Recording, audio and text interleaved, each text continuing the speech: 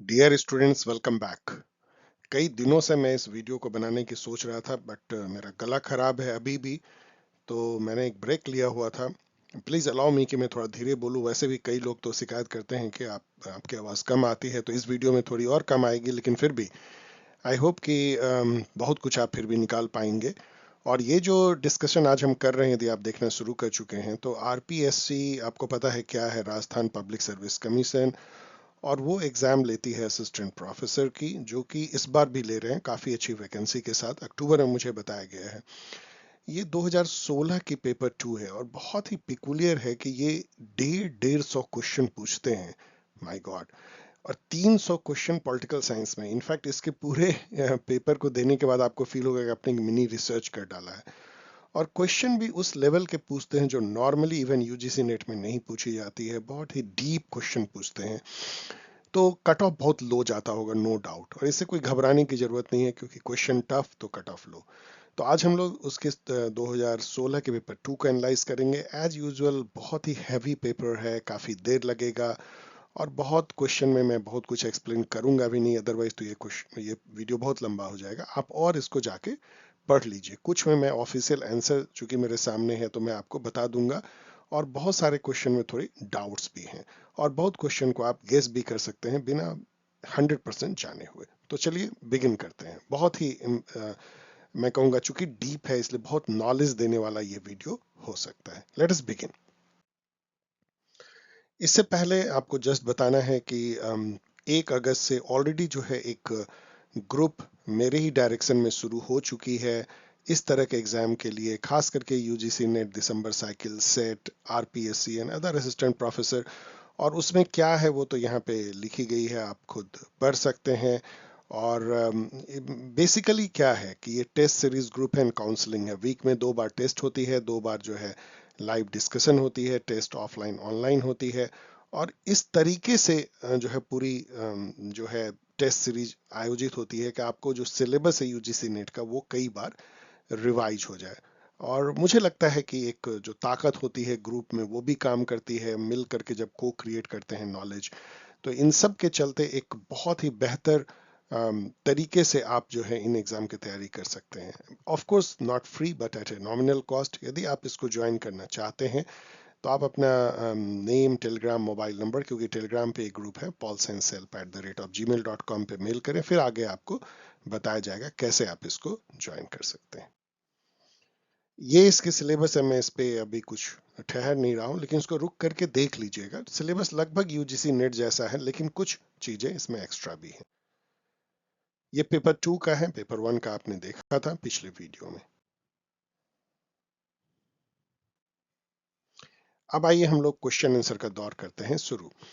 Who has termed Plato's concept of justice as architectonic justice? पहले तो आर्किटेक्टोनिक तो शायद हिंदी में आप पढ़ेंगे तो कुछ ज्यादा समझ में आएगा। जो कि चीफ आर्किटेक्ट है, मतलब उनके मतलब कॉन्सेप्ट ऑफ जस्टिस जो है, उनके पूरे जो आइडिया है स्टेट का, उसका जो बेस है, जिसके के ऊपर सब कुछ खड़ा है, वो जस्टिस है। तो इस तरह की बात कहने वाले जो हैं, मतलब it plays the role of an architect. क्योंकि जो उनका बुक ही है रिपब्लिक, वो कंसर्निंग जस्टिस है, उसकी जो सेकंड टाइटल है। तो ये कहने वाले एम बी फॉस्टर थे। आप लोग बहुत लोगों को पता नहीं होगी, होने की जरूरत भी नहीं है, लेकिन एक बार जान गए तो क्या बुरा है। Who among the following does not consider Plato as a totalitarian thinker? ये क्वेश्चन बेहद टफ है, लेकिन एक बार जानना चाहिए। और कई ये नॉलेज देता है। पहला नॉलेज देता है कार्ल पॉपर को। देखिए, जिन्होंने कि not only Plato but marks और रूसो को भी एनिमी ऑफ ओपन सोसाइटी करार दे दिया था अपने बुक में।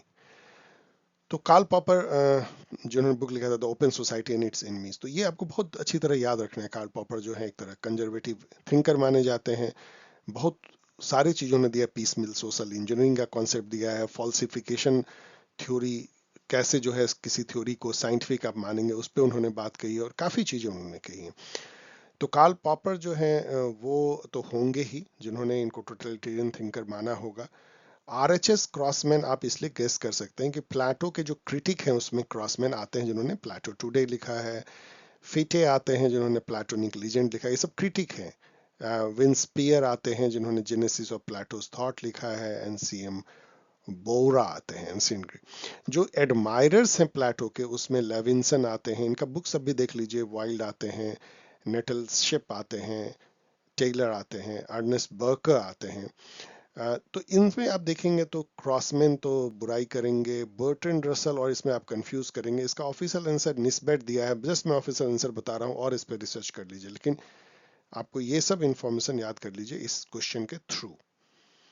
और क्यों ये लोग कहते हैं प्लेटो को टोटलिटेरियन थिंकर, क्योंकि जिस तरीके से प्लेटो एक आइडियल स्टेट की परिकल्पना करता है, वो ऊपर से थोपा गया एक आइडियलिस्टिक सुपर इम्पोज्ड वैल्यू है कि इस तरीके से ही स्टेट चलेगा, लोग ऐसे बिहेव करेंगे, इस तरीके से एजुकेशन होगी। तो ये जो सारी व्यवस्था यदि इतना ज्यादा डायरेक्टेड हो ऊपर से, तो उसी को तो टोटलिटेरियनिज्म कहते हैं कि लोगों को आपने फ्रीडम नहीं दिया है कि अपने चॉइस से अपने जीवन को अपने तरीके से जी सके।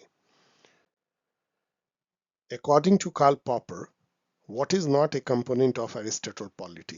तो पॉपर एरिस्टोटल पे भी जाते हैं। अब यहाँ पॉलिटी देख के आप कंफ्यूज करेंगे कि ये जनरल पॉलिटी के बारे में, नो। ये एरिस्टोटल ने 6 तरह के कॉन्स्टिट्यूशन को बताया था आइडियल टाइप, उसमें से वन इज पॉलिटी है। और उनकी जो बेस्ट जो कॉन्स्टिट्यूशन है वो mixture of aristocracy and polity है, जिसका अनदर नेम पॉलिटी, इसलिए इतना कंफ्यूजिंग है। और उसके बारे में एरिस्टोटल क्या कहते हैं, तो पॉलिटी मतलब कि rule of many in the interest of many, Plato कहते हैं। तो प्लेटोनिक एरिस्टोक्रेसी भी उसमें है, बैलेंस्ड फेडुअलिज्म भी है, मतलब कि कुछ लोग जो हैं शासन कर रहे हैं जो कि एक इलीट है, लेकिन पीपल का भी से है पॉलिसी मेकिंग में, तो बैलेंस्ड है फेडरलिज्म। एंड डेमोक्रेटिक आइडिया भी है क्योंकि it is rule by many in the interest of many. लेकिन ऑफिशियल आंसर कहता है ऑर्गेनिक इंडिविजुअलिज्म नहीं है। अब ये बहुत ही वेग है। ऑर्गेनिक इंडिविजुअलिज्म का मतलब ये होता है एक तरीके से कि जो एरिस्टोटल कहते हैं कि स्टेट के जो डिफरेंट लिम्स कह लीजिए वो इंडिविजुअल हैं। स्टेट एक तरह का ऑर्गेनिज्म है और इंडिविजुअल जो है उसके पार्ट है, उसका ऑर्गन है। तो इस तरह की थॉट जो है वो ऑर्गेनिसिज्म कहलाती है, और ऑर्गेनिक इंडिविजुअलिज्म भी उसी से रिलेटेड है। लेकिन ये अभी सेटर क्या कहना चाहता है, बट इसका ऑफिशियल आंसर मैंने आपको बता दिया। विच among the following was the name of Aristotle school. ये सब जो है इजी क्वेश्चन है इस पूरे टफ क्वेश्चन के सीरीज में। आपको पता है उसका नाम लीसियम था एरिस्टोटल के स्कूल का। तो यहाँ पे ये भी जान लीजिए कि रिपब्लिक, सॉरी, प्लेटो के जो स्कूल का नाम क्या था, क्या एकेडमी था, तो और इनका Lyceum. Consider the following statement regarding Cicero. Cicero जो है वो ग्रेट रोमन काल के पॉलिटिकल थिंकर थे। तो रोमन को आप एसोसिएट ऑलवेज लॉ से करते हैं, ऑर्डर से करते हैं, रूल ऑफ लॉ से करते हैं, रिपब्लिकनिज्म से करते हैं। All human being are subject to one universal law only. तो ये तो आप इससे कर सकते हैं कि लॉ के बारे में इस तरह की बातें सिसरो करेंगे। Their destiny is to be follow a citizen of political society. तो जो मतलब कि जो सब्जेक्ट और सिटीजन से में फर्क भी करना उस समय शुरू हो गया। तो सिसरो के आइडिया को आप और जाकर के पढ़ लीजिएगा। लेकिन मैं आपको यहाँ पे एक टिप्स दे रहा हूँ as far as RPSC is concern, कि अधिकतर जो ऐसे क्वेश्चन है उसका आंसर सीधा बोथ 1 और 2 आर करेक्ट है, मोस्ट ऑफ देम। ये लगता है कि आपको नॉलेज देने के लिए पेपर बनाया गया है। तो यदि आपको कुछ समझ में नहीं आ रहा है तो आप इस ऑप्शन को चुन लीजिए, 3 ऑप्शन को। In 20th century who has authored the book title the modern prince. ये सब आसान क्वेश्चन है रिलेटिवली, क्योंकि ये ग्राम्सची जो है, एंटोनियो ग्राम्सची ने ये बुक लिखा है मॉडर्न प्रिंस। यहाँ पे जीन पॉल सार्ट्रे आते हैं जो एग्जिस्टेंशियलिज्म के लिए जाने जाते हैं। जुर्गन हैबरमास आते हैं, बाद में इनका क्वेश्चन भी देखेंगे, जो कम्युनिकेटिव एक्शन थ्योरी के लिए जाने जाते हैं, फ्रैंकफर्ट स्कूल के क्रिटिकल थिंकर। कार्ल पॉपर तो कितने सारे अभी आपने सुन लिए। Which pupil of Saint Thomas Aquinas. Thomas Aquinas जो है मेडिवल काल में 12वीं-13वीं सेंचुरी कह लीजिए, उस समय के थिंकर थे, जो कि God proof of 5 proof of God and काफी मतलब थियोलॉजी के बेसिस पे जो पॉलिटिकल साइंस की एनालिसिस करते हैं या पॉलिटिकल थ्योरी, उस तरह के थे। तो उनका पूछा जा रहा है कि उनके किस शिष्य ने जो है उनकी जो बुक है दी रेजिमाइन प्रिंसिपम को कंप्लीट किया। तो ये सब तो बस क्विज है, आप जान लीजिए। Of the following which philosopher question did not interest Machiavelli, मतलब मैकियावेली ने किस क्षेत्र में काम नहीं ज्यादा किया है। तो पावर कैसे ऑब्टेन किया जाता है, प्रिजर्व किया है, गवर्नमेंट कैसे स्ट्रांग रखें, कैसे स्टेट को बचाएं। एंड अब यहाँ इन दोनों में कंफ्यूजन हो सकता है, मुझे भी हुआ था, क्योंकि पॉलिटिकल ऑब्लिगेशन पे भी लिखते हैं कि लव और फियर में से फियर जो है पॉलिटिकल ऑब्लिगेशन के लिए ज्यादा यूजफुल है, मतलब किंग को यूज करना चाहिए। फ्रीडम पे आई डोंट नो कितना उनका रोल है, लेकिन ऑफिशियल आंसर है दिस। इसका मतलब है कि ज्यादा उन्होंने काम जो है वो फ्रीडम पे किया है इसके कंपैरिजन। फिर भी मैं इसको शक की नजर से देख रहा हूँ, आगे पढ़ लीजिए। इसमें कई क्वेश्चन हैं जो कि कंफ्यूजिंग है, वेग है। According to Hobbes, the subject have a right to resist the sovereign if the sovereign, ये बहुत आसान क्वेश्चन है, क्योंकि मैंने भी बताया है यदि सॉवरेन जो है उसके लाइफ को प्रोटेक्ट ना करे या उसके लाइफ को ही थ्रेटन करे किसी भी सिटीजन को, तो वो उसको सॉवरेन को से विद्रोह करने का उसको है आजादी। क्योंकि सेल्फ प्रिजर्वेशन का राइट, हॉब्स कहते हैं कि सोशल कॉन्ट्रैक्ट के बावजूद भी एक इंडिविजुअल अपने पास ही रखता है, वो उसको नहीं छोड़ता है, इसीलिए वो रजिस्ट कर सकता है। इनफैक्ट वो ये भी कहते हैं कि यदि आपके फैमिली के ओनर को भी यदि वो सॉवरेन यदि हार्म करने की कोशिश करे तब भी आप रजिस्ट कर सकते हैं। Of the following which statement can not be attributed to Hobbes. अब देखिए हॉब्स पर दो दो लगातार इस तरह के इन्होंने क्वेश्चन बंच बनाए हैं। सो ये सब देखेंगे, man is by nature self regarding and can never be otherwise, मतलब अपने बारे में स्वार्थी होता है, सोचता रहता है। इसको अभी छोड़ देते हैं। Man could get for themselves all the happiness they wanted, ये भी उन्होंने कहा है। All allegiance rest on consent, ये कहा है उन्होंने। जैसे जब सोशल कॉन्ट्रैक्ट होता है तो वो कहते हैं कि हमें क्यों सॉवरेन की बात को मानना चाहिए, पॉलिटिकल ऑब्लिगेशन, क्योंकि हमने एक कोवेनेंट साइन किया है, हमने एक अपनी कॉन्सेंट दी है। तो यदि हमने कोई कॉन्सेंट दी है तो उसको निभाना हमारे लिए मोरल है। तो इसलिए ये भी कहते हैं। तो education in the state of nature makes man fit for society, इस तरह की कोई बात आप नहीं देखेंगे हॉब्स, क्योंकि वो स्टेट ऑफ नेचर को तो वो जो है war of all against all, and जहाँ की लाइफ जो है शॉर्ट ब्रूटिस नेस्टी, उस टाइप की बात वो करते हैं। Of the following which book has not been written by John Locke. अब ये देखिए इसमें ये बुक तो आपको पता होगा, इससे कंसर्निंग ह्यूमन अंडरस्टैंडिंग, लेकिन बाकी जो दो बुक हैं, law of nature and on reasonableness of Christianity, ये सब छुपा हुआ बुक है। अच्छा है कि याद कर लीजिए, ये तो बिल्कुल इनका लिखा हुआ नहीं है, और ये लिखा है मॉन्टेस्क ने, जिन्होंने सेपरेशन ऑफ पावर का कॉन्सेप्ट दिया था, स्पिरिट ऑफ द लॉ लिखा था। तो ये काफी नॉलेज देता है ये क्वेश्चन आपको। 13 देखिए, consider the following statement about idea of Rousseau. तो it is possible to exchange freedom of the state of nature for the freedom of the citizen, कैसे? जनरल विल के थ्रू। तो ये उनका सोशल कॉन्ट्रैक्ट यही तो है। तो वन सही होगा, तो वन जिसमें भी है।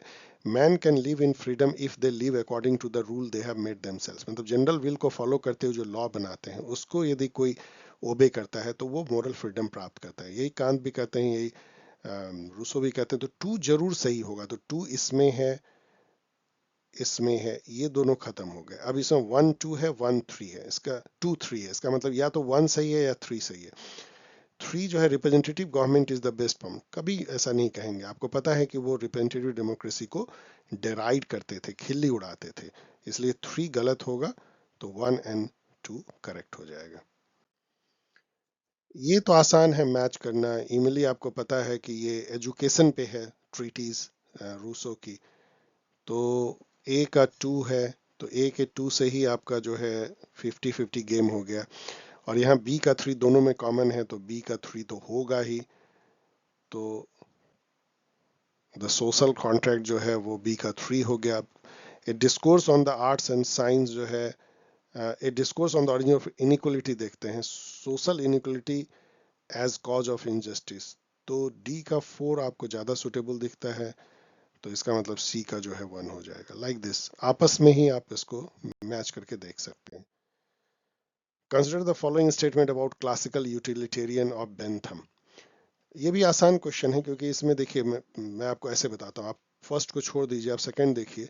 Every one seeks pleasure as a means of life of spiritual peace. Spirituality की स्पिरिचुअलिटी की बात कभी भी यूटिलिटेरियनिज्म नहीं करेगा कि उसके लिए स्पिरिचुअल पीस के लिए जो है हम प्लेजर लेते हैं। प्लेजर इज फॉर प्लेजर, उसकी कोई क्वालिटी पे भी बात नहीं की जाती है, जो यहाँ थर्ड में लिखा है।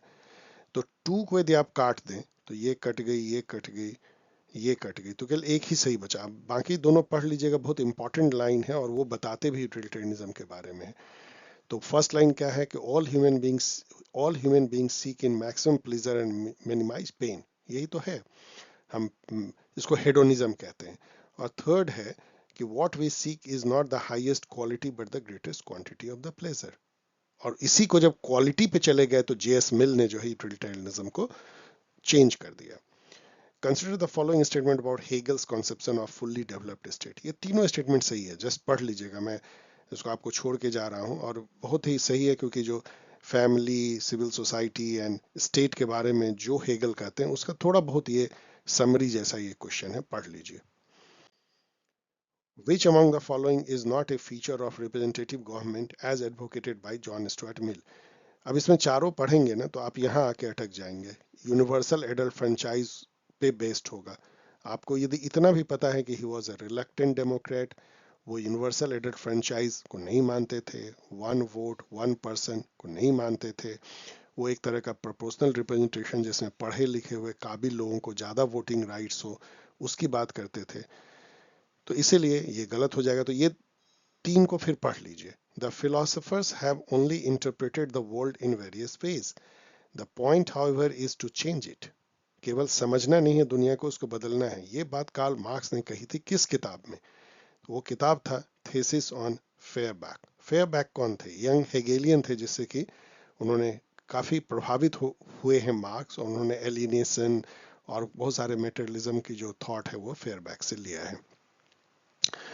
ये सब बुक है मार्क्स की, सबकी भी जाननी चाहिए आपको। Which of the following book has not been written by John Stuart Mill? ये आसान इसलिए है कि यूटिलिटेरियनिज्म, कंसिडरेशन ऑफ प्रिवेंटिव, ये सब बहुत ही नोन बुक है। प्रिंसिपल ऑफ एथिक्स जो है हर्बर्ट स्पेंसर ने लिखी है, वही स्पेंसर जिन्होंने कि सर्वाइवल ऑफ द फिटेस्ट का नारा दिया था, तो इसलिए ये ऑड वन आउट है। Which one of the following statement cannot be associated with T.H. Green? T.H. Green एक मोरलिस्ट, आइडियलिस्ट थिंकर, इंग्लैंड के, जो कि पॉजिटिव लिबरलिज्म देते हैं, वेलफेयर स्टेट की परिकल्पना करते हैं, राइट्स को जो है स्टेट सोसाइटी से लिंक करते हैं, पॉलिटिकल ऑब्लिगेशन को अधिकार से लिंक करते हैं, like that. So Green offered a humanized revision of liberalism, सही है। Identity and happiness of the individual is inseparable from the social whole, मतलब ये ना सोसाइटी और इंडिविजुअल को सेपरेट नहीं मानते हैं। और इनका मानना है कि जो हमको अधिकार मिलते हैं सोसाइटी में, वो इसलिए नहीं मिलते हैं कि हम उस अधिकार से हम खुद अपने को उन्नत करें, वो अधिकार इसलिए मिलते हैं कि हम मोरली डेवलप करें, जिससे कि सोसाइटी का कॉमन गुड बढ़े। इस तरह से वो जोड़ते हैं। Legislature should control the consumption of alcohol, ये बड़ा आप कंफ्यूज कर सकते हैं इसमें, बहुत जबरदस्त, लेकिन ऐसा उन्होंने कहा है।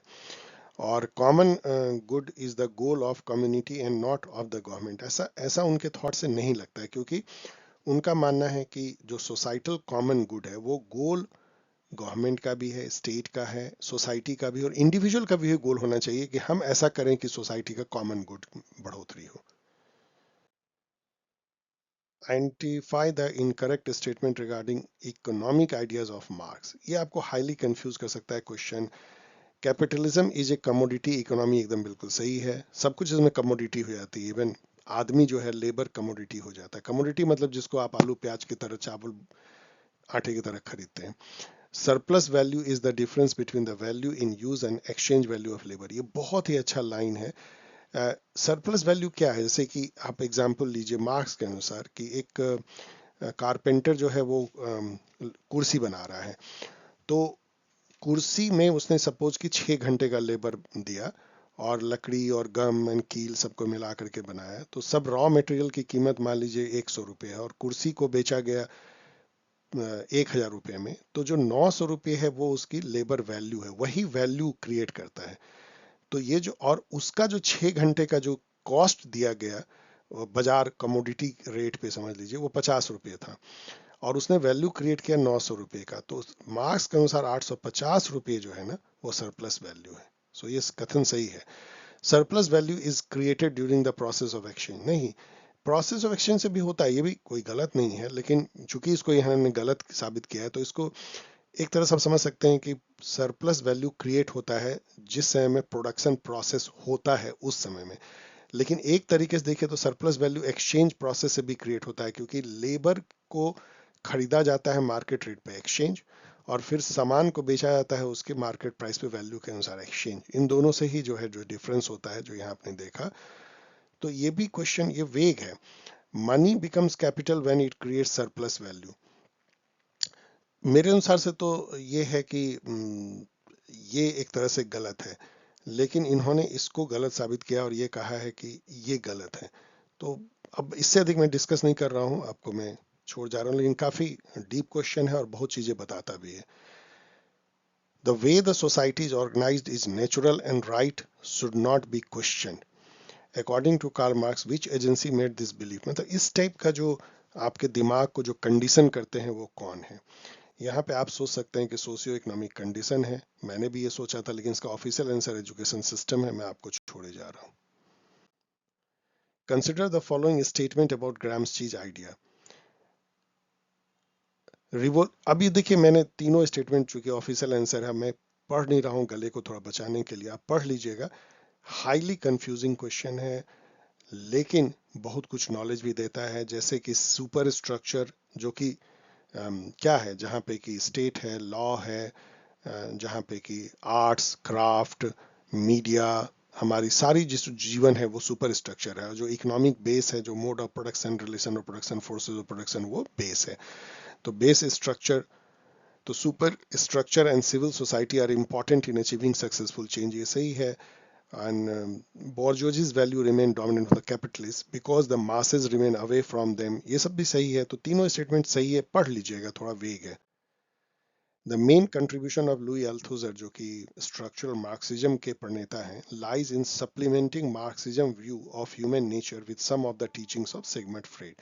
ये इंपॉर्टेंट है और आसान है ये याद रखना कि सिगमंड फ्रेड जो कि एक सुपर साइकोलॉजिस्ट थे, साइकोएनालिस्ट थे, तो उनकी थॉट को ये जो है लेते हैं। जब जब ये आइडियोलॉजिकल स्टेट एपरेटस की बात करते हैं, तो उसमें जो काफी सारे जो थॉट हैं वो साइकोलॉजी से वो लेते हैं, सिगमंड फ्रेड से लेते हैं। Consider the following statement about Habermas philosophy. Habermas के बारे में मैंने अभी आपको बताया।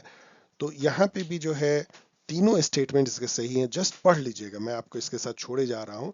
Habermas is known for communicative action theory, deliberative democracy, जो कि इनके थर्ड पॉइंट में आता है कि rational collective discussion improves outcome of democracy, legitimation crisis के लिए भी जाने जाते हैं।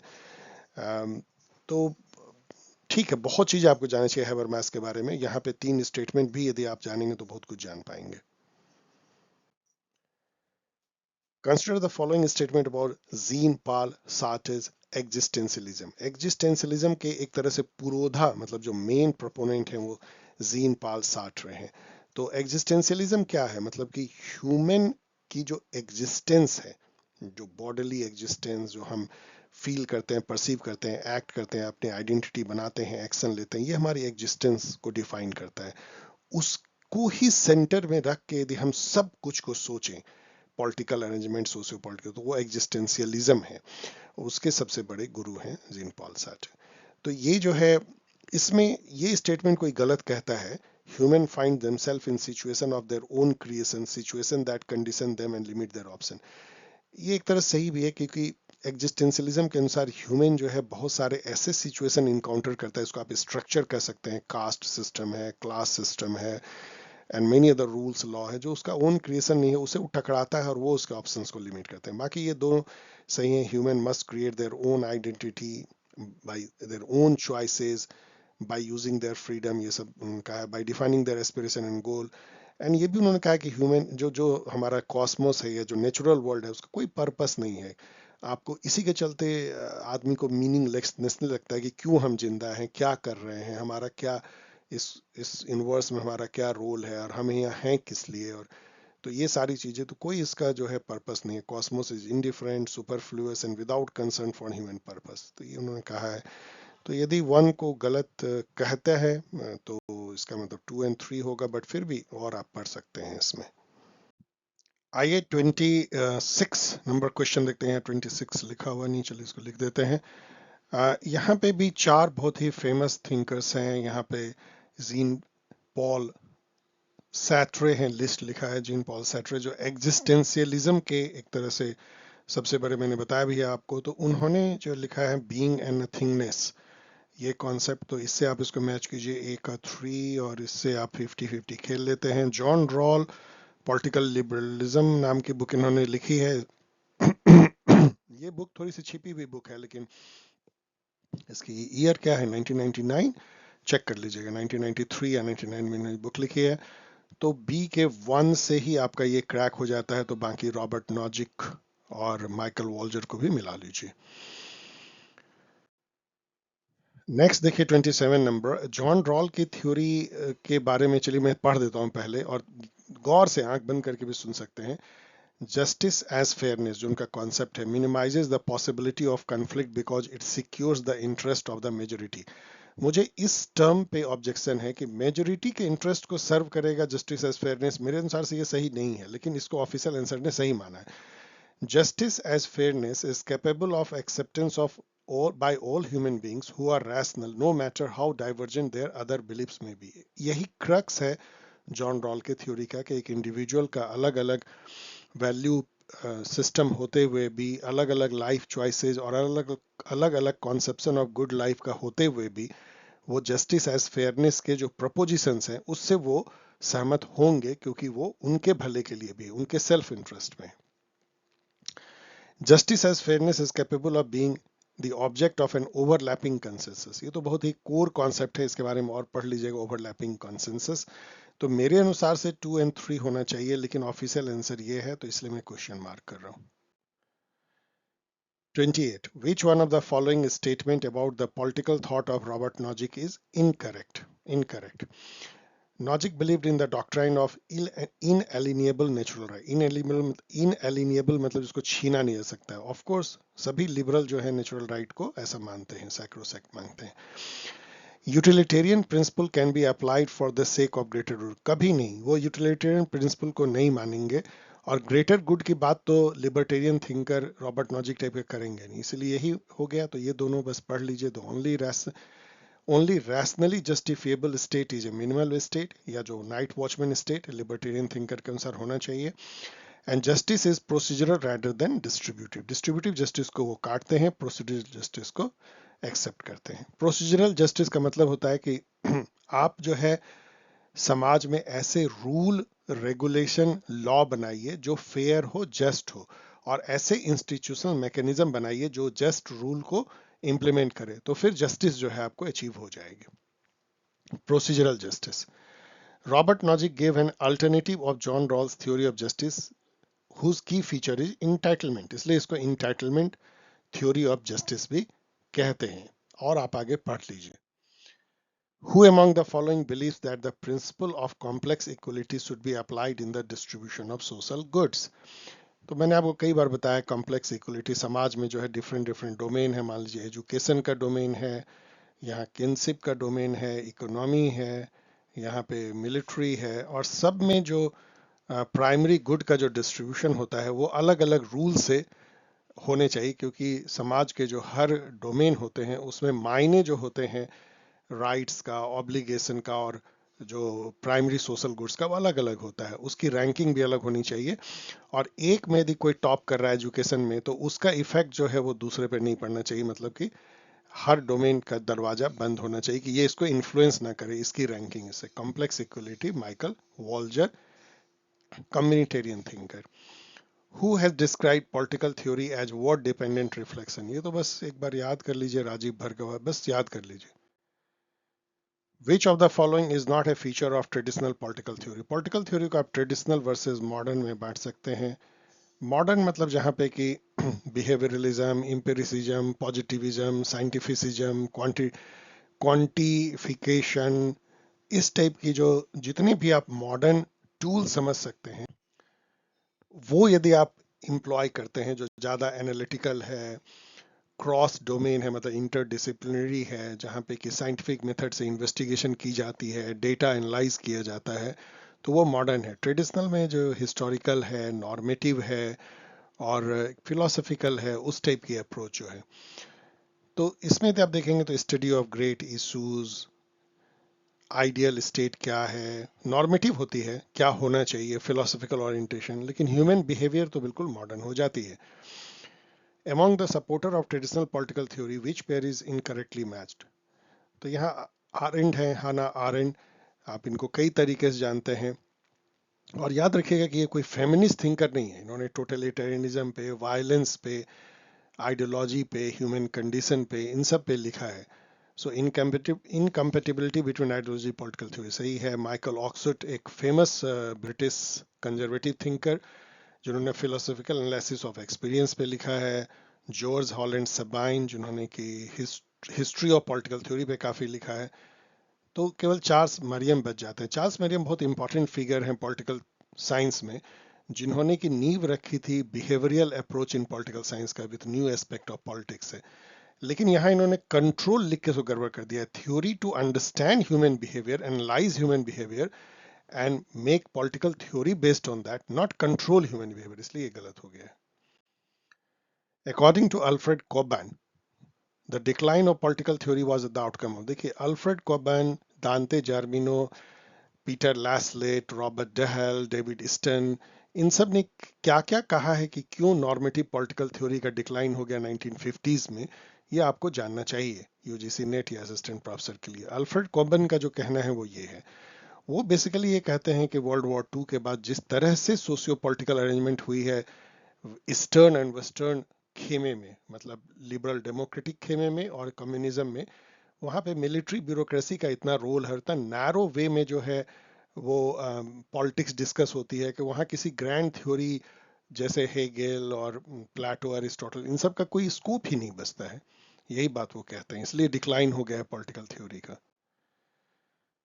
Egerton देखिए, in order to understand the new role of political theory, it was imperative to identify it with political philosophy. तो ये तो है एक तरह का revival of normative political theory की, पॉलिटिकल फिलॉसफी जान होनी चाहिए पॉलिटिकल थ्योरी की। इसका कारण कहते हैं कि political theory critically discusses the perennial problem, perennial मतलब continuous problem of confronting man in his social existence. तो ये बिल्कुल जो है ये यही तो रोल है पॉलिटिकल फिलॉसफी का पॉलिटिकल थ्योरी में, तो इसको एक्सप्लेन भी करता है। Among the following, whom does David Easton not consider responsible for decline of political theory due to historicism? आपको पता है कि डेविड ईस्टन ने historicism and hyper factualisation and moral relativism, इन सब को कारण बताया था पॉलिटिकल थ्योरी के डिक्लाइन का 1950s में।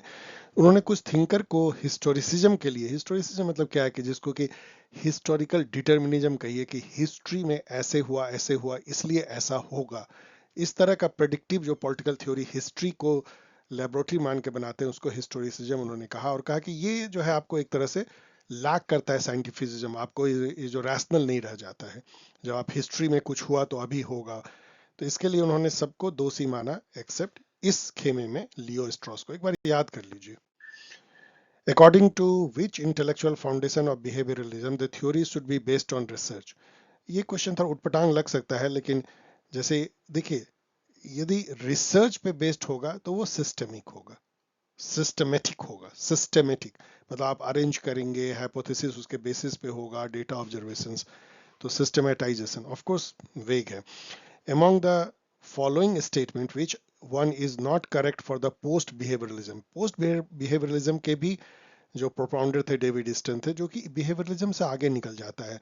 बिहेवियरलिज्म यदि फैक्ट वैल्यू सेपरेट करता है तो फैक्ट वैल्यू को इंटीग्रेट करता है। बिहेवियरलिज्म यदि सब्सटेंस पे ज़्यादा जोर नहीं देता है, कंटेंट पे तो उस पर देता है। बिहेवियरलिज्म यदि बहुत ज़्यादा क्वांटिफिकेशन देखता है तो क्वालिटेटिव एंड क्वांटिटेटिव एनालिसिस को ये सिंथेसाइज करता है, लाइक दैट।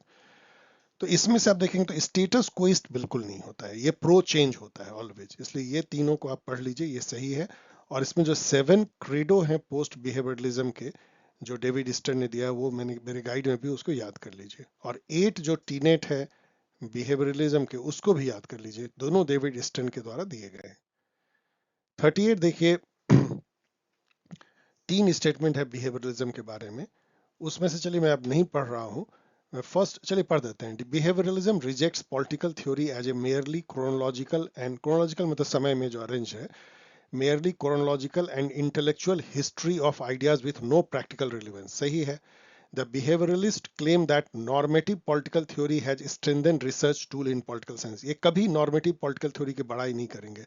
तो 2 को काट दीजिए, 2 इसमें है काट दीजिए, 2 इसमें है काट दीजिए, 2 इसमें है काट दीजिए, तो बस 1 and 3 बचा। तो 3 क्या कहता है उसको पढ़ लीजिए, भी अच्छा लाइन है कि behaviourism emphasizes observable behavior of an individual is the basic unit of analysis। बिल्कुल सही है, आपको बहुत नॉलेज देता है ये। Which among the following is not a shortcoming of behavioralism। अब ये चारों को जब आप पढ़ेंगे तो आप देखेंगे कि जैसे behaviouralism ignore the special responsibility of an intellectual, सही है। Behaviouralism concentrated on phenomena that is readily observable than on the छुपे हुए factors, covert factors which contribute to change, ये भी सही है। Behaviouralism was unable to deal with the value concern to describe the natures, value concern उन्होंने छोड़ दिया तो नेचर ऑफ गुड सोसाइटी पे। लेकिन ये आप पढ़िए, behaviouralism emphasized on what is theoretically important than on what is measurable, उल्टा it focused on what is measurable than what is theoretically important। तो ये उल्टा हो गया, इसलिए ये गलत। नेक्स्ट आइए देखते हैं 42 number question. Identify the incorrect pair of school of thought and related author. इसमें आपको Vienna circle, Cambridge, Frankfurt and Chicago मिलता है। थोड़ी बहुत जान लीजिए। वियना सर्कल जो है वो एक तरह से लॉजिकल पॉजिटिविज्म या इम्पेरिसिज्म जिसको कहते हैं, उसके बेसिस पे पॉलिटिकल थ्योरी को कैसे ज़्यादा साइंटिफिक बनाया जाए, इस पे विचार विमर्श के लिए एक वियना आपको पता है ऑस्ट्रिया की राजधानी, उसे इसका स्पेलिंग यहाँ गलत लिखा गया है, तो ये सही है। इसमें जो मॉरिज स्क्लिक का है, उसके जो और थिंकर्स हैं उसको आप ठीक से पढ़ लीजिए, नाम जान लीजिए। कैम्ब्रिज स्कूल जो है वो टेक्सचुअल इंटरप्रिटेशन जो कॉन्टेक्चुअल बेसिस पे होती है, जिसमें कि स्किनर भी आते हैं और थॉमस डून, जॉन डून आते हैं, मैनी अदर आते हैं, उसको भी जान लीजिए। फ्रैंकफर्ट स्कूल क्रिटिकल थिंकिंग के स्कूल है जो जर्मनी के फ्रैंकफर्ट में बेस्ड है, और इसमें लुई अल्थुजर नहीं आते हैं जो कि स्ट्रक्चरल मार्क्सिज्म के एक तरह से प्रोपोनेंट हैं। इसमें जुर्गन हैबरमास से लेके Erich Fromm and many other thinkers आते हैं, बट नॉट लुई अल्थुजर। तो ये आपका ऑड वन आउट है। और शिकागो स्कूल जो है वो नियो लिबरलिज्म या जिसको राइट काइंड या नियो लिबरल जो इकोनॉमी है, जिसमें मिल्टन फ्रेडमैन आते हैं और जितने भी थिंकर, फ्रेडरिक हयाक, ये सब शिकागो स्कूल के आते हैं।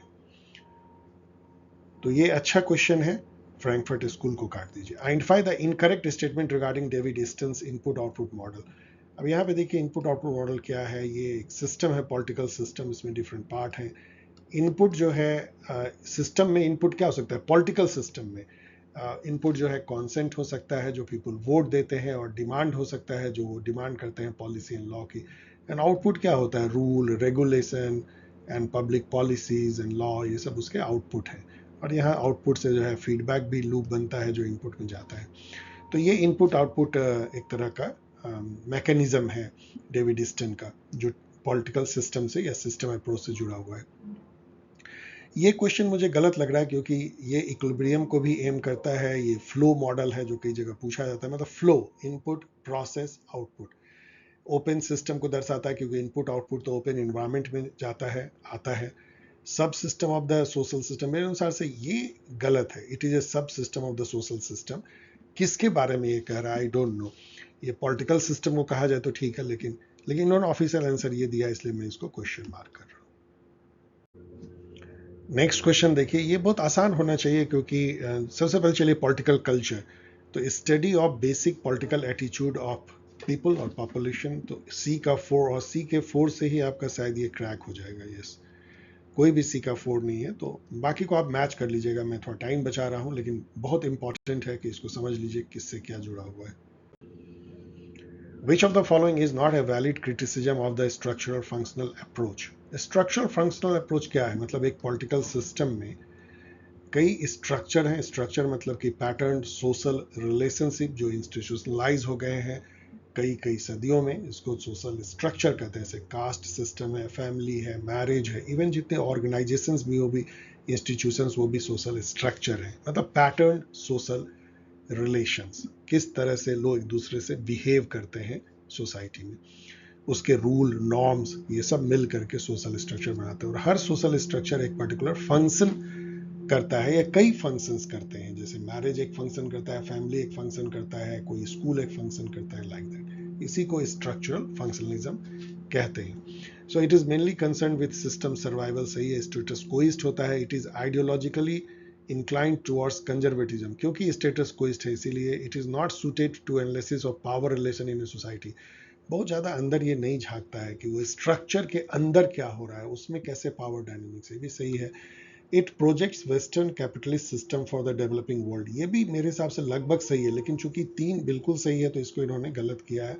आप और पढ़ लीजिए, क्योंकि ये जो एनालाइज करता है वो वेस्टर्न जो पॉलिटिकल सिस्टम है उसमें इस तरीके से अलग अलग स्ट्रक्चर अलग अलग फंक्शन करते दिखाई पड़ते हैं, उसी को ये सुपर इम्पोज करता है डेवलपिंग नेशन के पॉलिटिकल सोसाइटी या सिस्टम पे। एक बात और जान लीजिए कि स्ट्रक्चरल फंक्शनल अप्रोच जो है वो बेसिकली इजाद किया गया था कि डेवलपिंग कंट्री के पॉलिटिकल सिस्टम को समझने के लिए, और इसको रजनी कोठारी ने, मॉरिस जॉन्स ने, फ्रेड रिग्स ने, आलमंड ने, इन सब ने डेवलपिंग कंट्री के पॉलिटिक्स को समझने के लिए यूज किया है। To which stream of new institutionalism James March and John P Olsen related to. In fact यही दोनों जनक हैं न्यू इंस्टीट्यूशनलिज्म के, 1984 में जिन्होंने बुक लिखी थी न्यू इंस्टीट्यूशनलिज्म पे। इन्होंने गार्बेज कैंप मॉडल भी दिया है जो कई बार पूछा जाता है।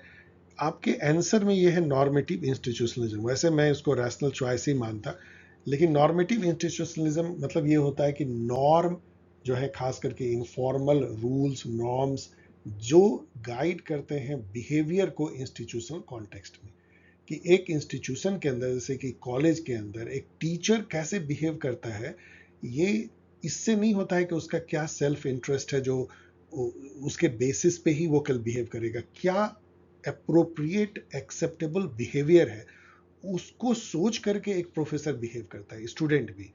तो लॉजिक ऑफ अप्रोप्रिएटनेस जो है वो डिसाइड होती है नॉर्म से, जो इंस्टीट्यूशन बनाता है या जो इंस्टीट्यूशनलाइज हो गए हैं वो रूल्स एंड नॉर्म्स, इसको नॉर्मेटिव इंस्टीट्यूशनलिज्म कहते हैं। तो आपका ये कहता ये है कि इससे जुड़े हुए हैं, तो और आप इस पर स्टडी कर लीजिए। Accusations of new institutionalism on behaviourism do not include. अब देखिए, न्यू इंस्टीट्यूशनलिज्म जो आया उसने बिहेवियरलिज्म को काफी तरीके से काटने की कोशिश की कि आप जो है मेथोडोलॉजिकल इंडिविजुअलिज्म को बढ़ावा देते हो, मतलब इंडिविजुअल को ही सेंटर में रख के सारी पॉलिटिकल थ्योरी आप गढ़ते हो। आप एक तरह का रिडक्शनिज्म है, मतलब रिडक्शनिज्म क्या होता है, किसी चीज को एकदम बहुत ज्यादा सिंप्लीफाई आप कर दो और उसकी जो इसेंस ही जो है, जो डिफरेंस से आती है वो मिट जाती है, तो उसको रिडक्शनिज्म कहते हैं, सिंप्लीफिकेशन।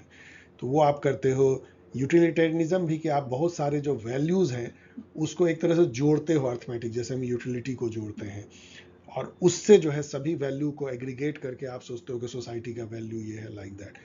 इंटरनलाइजेशन इससे ऑड वन आउट है इन्होंने दिया है, लेकिन इसके और मायने क्या है और आगे आप पढ़ लीजिए। According to C Wright Mills, power elite comprises, ये बहुत ही आसान क्वेश्चन है क्योंकि सी राइट मिल जो कि इलीट थ्योरी के वन ऑफ द थिंकर्स हैं, उन्होंने पावर इलीट का कॉन्सेप्ट दिया था यूएस के पॉलिटिकल सिस्टम के कॉन्टेक्स्ट में। उन्होंने कहा था कि एक ट्रॉयका बनता है, मतलब आयरन ग्रिड सॉर्ट ऑफ, जिसके 3 जो है पावर सेंटर होते हैं, बिग बिजनेसेस, पॉलिटिकल पार्टी के मेंबर, इसको क्लिके उन्होंने बोला, मतलब जो top bosses of politics and military. तो ये तीनों जो हैं वो मिल करके जो है एक तरह से पावर इलीट्स बनते हैं, और बाकी जो जनता है वो मूक दर्शक बस देखती रहती है कि तीनों कैसे मिल करके जो है पावर एंजॉय कर रहे हैं। यहाँ पे मैचिंग भी आसान है क्योंकि आयरन लॉ ऑफ ओलिगार्ची है जो आप सीधा रॉबर्ट माइकल से मिलाएंगे, तो सी का 1, तो लेकिन सी का 1 से केवल एक ही एलिमिनेट होता है। तो पेरेटो जो है उसको आप governing and non governing elite से भी इसको मिला सकते हैं, इन्होंने इसका कॉन्सेप्ट दिया था। एंड मोज़का जिन्होंने कि द रूलिंग क्लास का कॉन्सेप्ट दिया था, उन्होंने कंपटीशन फॉर पॉलिटिकल लीडरशिप भी दिया है, तो बी का 4 से मिला सकते हैं। तो बी का 4 और सी का 1, इससे आपका ये जो है क्रैक हो जाता है। वैसे इसका ऑफिशियल आंसर ये दिया है जो मेरे अनुसार सही नहीं है, तो इसलिए इसको मैं क्वेश्चन मार्क कर रहा हूँ। Rational choice is the approach to political analysis that examines how decision makers can make efficient use of means to obtain their ends. Means मतलब मीडियम, एंड मतलब गोल, और यही तो रैशनल चॉइस है कि मीन्स को एंड से मिला करके जो है हम डिसीजन लेते हैं। हर्बर्ट साइमन को याद कीजिए। और इसका रीजन दिया कि ह्यूमन बीइंग्स आर रैशनल। तो ठीक है, मतलब इसको आप कह सकते हैं ए, लेकिन अब तो माना जाता है कि human beings are not rational, they are naturally irrational. As a concept of power, group theory holds that groups are largely autonomous and independent centers of decision making. Second statement है groups are interdependent and tend to balance each others power. ये बिल्कुल सही है। तो to जरूर होना चाहिए। तो ये खत्म हो गया, और इन तीनों में ये भी खत्म हो गया। इन दोनों में आप देखेंगे तो 2 and 3 and 1 and 2। तो अब 3 को पढ़ते हैं। Groups can be classified into dominant and dependent category. तो यहाँ पे मेरे अनुसार से चूंकि ये ग्रुप थ्योरी जो है वो प्लूरलिस्ट थ्योरी है, प्लूरलिस्ट थ्योरी में कोई ग्रुप जो है वो डोमिनेंट एंड डिपेंडेंट नहीं होता, सभी ग्रुप आपस में compete करते हैं, जो यहाँ पे लिखा गया है। तो 1 and 2 जो है ज़्यादा सही है, लेकिन और इस पे पढ़ लीजिए। Which of the following is incorrect assumption of the rational choice theory? Ends and means can be articulated accurately, मतलब known and articulated accurately। यही तो अभी हम लोगों ने देखा इसके 2 सवाल पहले। Power holders use power to advance their interest and block the interest of their adversaries. बिल्कुल सही है। Risks and opportunities can be correctly assessed.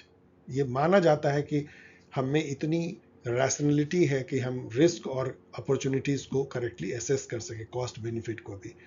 तो एक ही बच गया जो गलत है, individual take decision without reference to what others do. नहीं, रैशनल चॉइस में भी हम हमेशा ये सोचते रहते हैं कि सामने वाला जो है वो क्या रिएक्ट करेगा यदि हम ऐसा एक्ट करें। तो ये रैशनलिटी है। ऐसा नहीं है कि आप कुछ भी कर देंगे ये बिना सोचे हुए कि सामने वाला उसको कैसे रिएक्ट करेगा, ये रैशनलिटी नहीं है।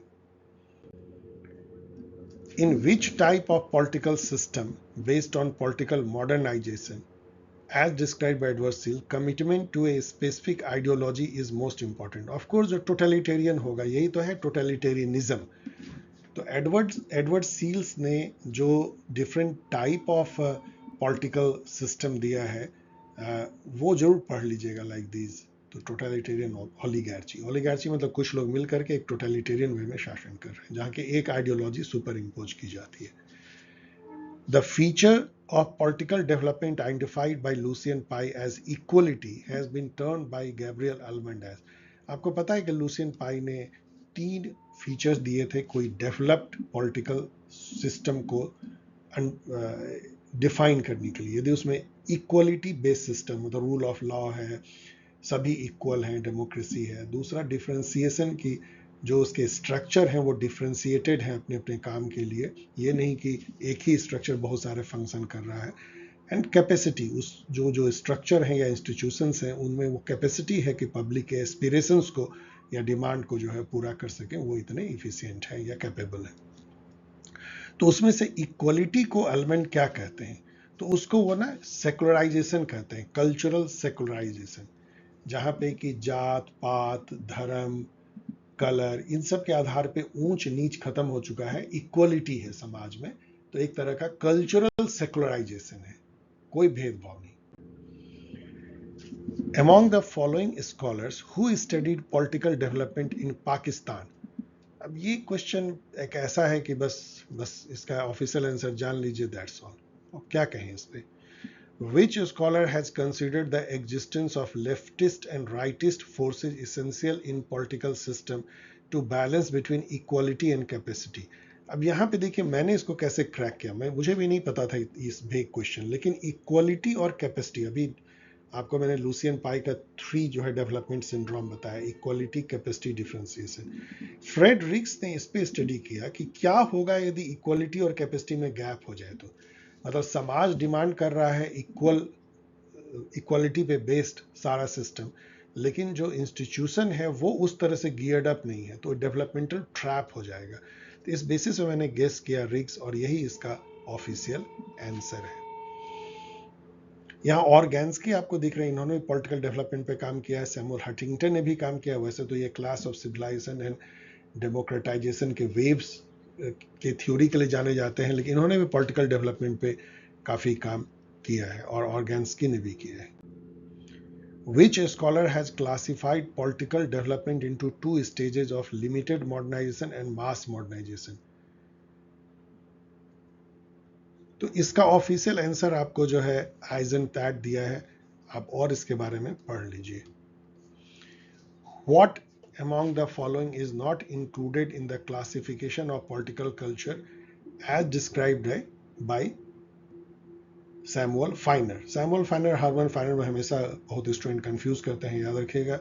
दोनों ही बहुत इंपॉर्टेंट थिंकर हैं, और इन्होंने जो क्लासिफाई किया है पॉलिटिकल कल्चर को, उसमें जो है mature, developed and low political culture आता है, मिडिल क्लास पॉलिटिकल कल्चर इसमें नहीं आता है.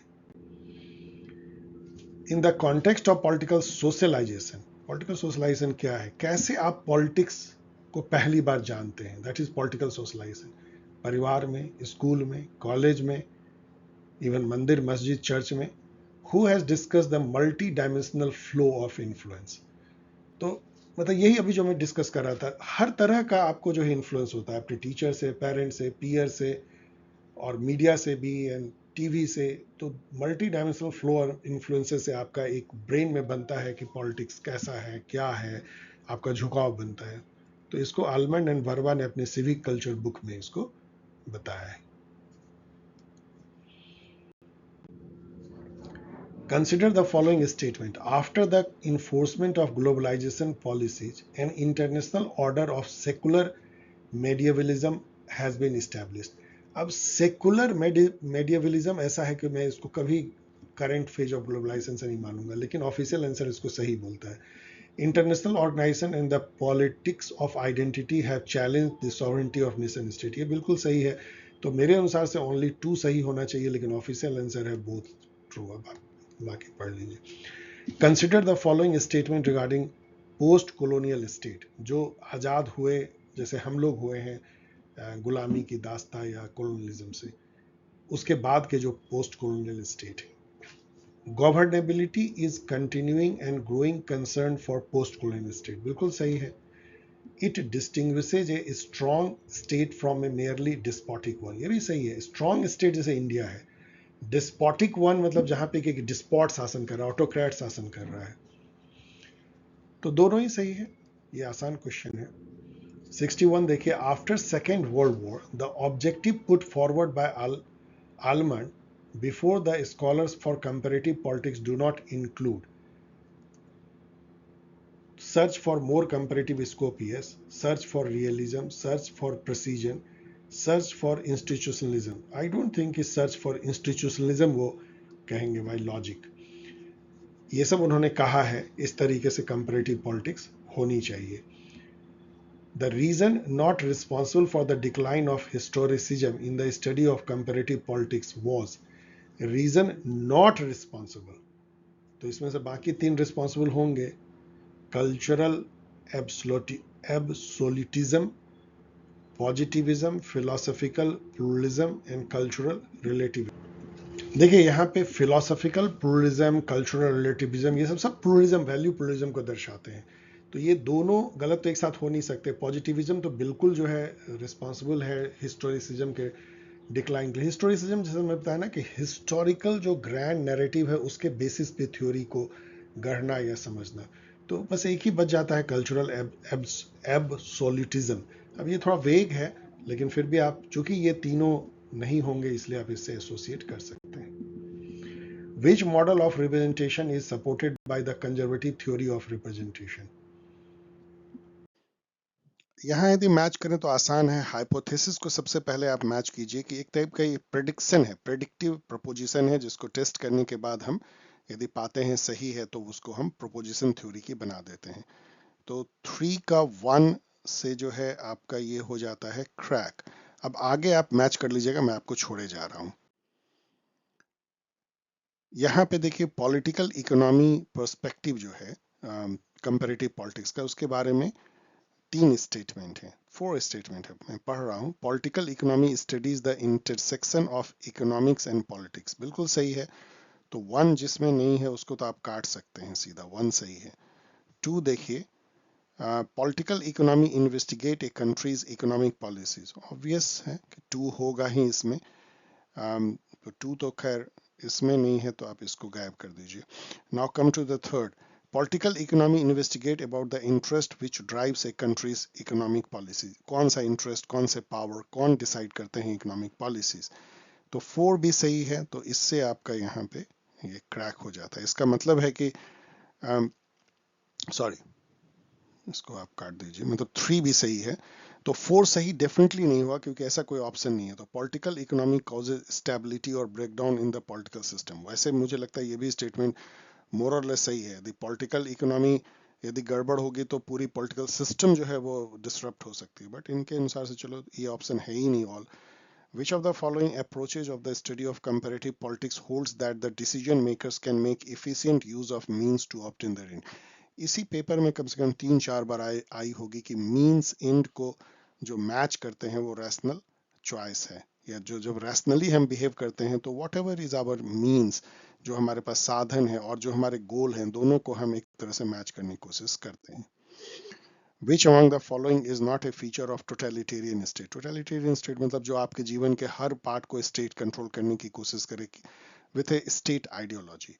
तो government defines public interest, political opposition is treason, कोई भी पॉलिटिकल अपोजिशन हो तो देशद्रोह हो जाएगा। ऑफिशियल आइडियोलॉजी डिफाइंस हैप्पीनेस, बिल्कुल सही है, तो इसका मतलब ये गलत होगा ही।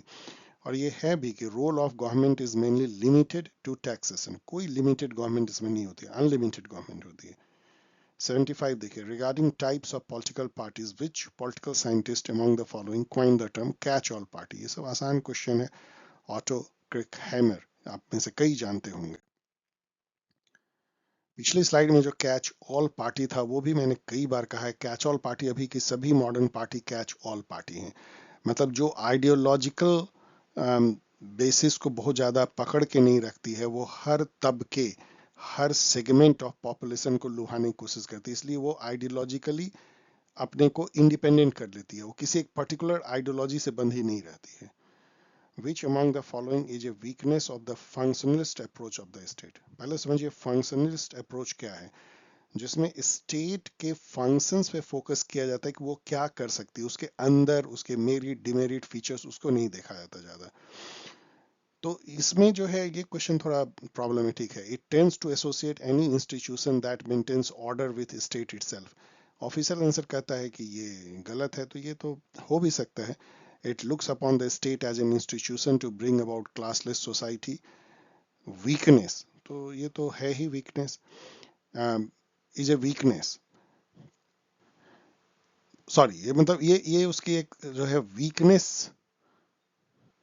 इसमें चूंकि कई सही है, आई डोंट नो, मतलब I am not going to discuss.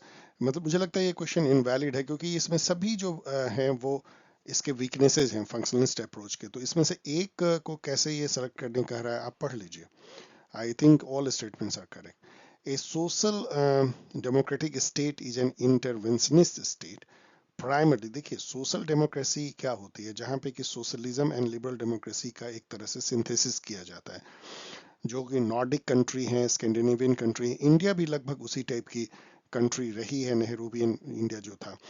तो वो उसमें क्या होती है कि सोशल जस्टिस को भी लाने की कोशिश की जाती है, लेकिन human rights, individual fundamental right, उसको भी कुचला नहीं जाता है। तो इसमें देखेंगे तो ब्रिंग अबाउट सोशल रीस्ट्रक्चरिंग, ऐसी कोई कोशिश नहीं की जाती है सोशल री इंजीनियरिंग करने की। Bring about industrial growth and economic development, ये बिल्कुल सही है। Bring entire social life under state control, ये तो टोटलिटेरियन होगा, नहीं की जाती। ब्रिंग अबाउट डोमेस्टिक ऑर्डर, ये तो जनरल स्टेटमेंट है। 73 देखिए, ये आसान है, आप चलिए इससे मिला लीजिए। Pluralist state is a arbiter empire between competing social interest। यही है प्लूरलिस्ट स्टेट, जैसे अमेरिका में होती है, डिफरेंट ग्रुप्स हैं जो आपस में वाई करते हैं पावर के लिए, और स्टेट जो है उनके बीच में रेफरी का काम करता है। तो 1 का सी यदि आप देखेंगे तो आपने 50-50 खेल लिया। अब एक और लेते हैं, तो मार्क्सिस्ट स्टेट जो है उसमें क्लास सिस्टम को आप डिस्ट्रॉय कर सकते हैं। तो 2 का 1, तो ए जो है इन दोनों में है। चलिए अब आगे बढ़ते हैं। वेलफेयर स्टेट कौन सा है, रेडिकल फेमिनिस्ट स्टेट पहले देखते हैं। 4 का बी, तो 4 का बी इसमें से ये है, तो रेस्ट जो बचा वो दिस।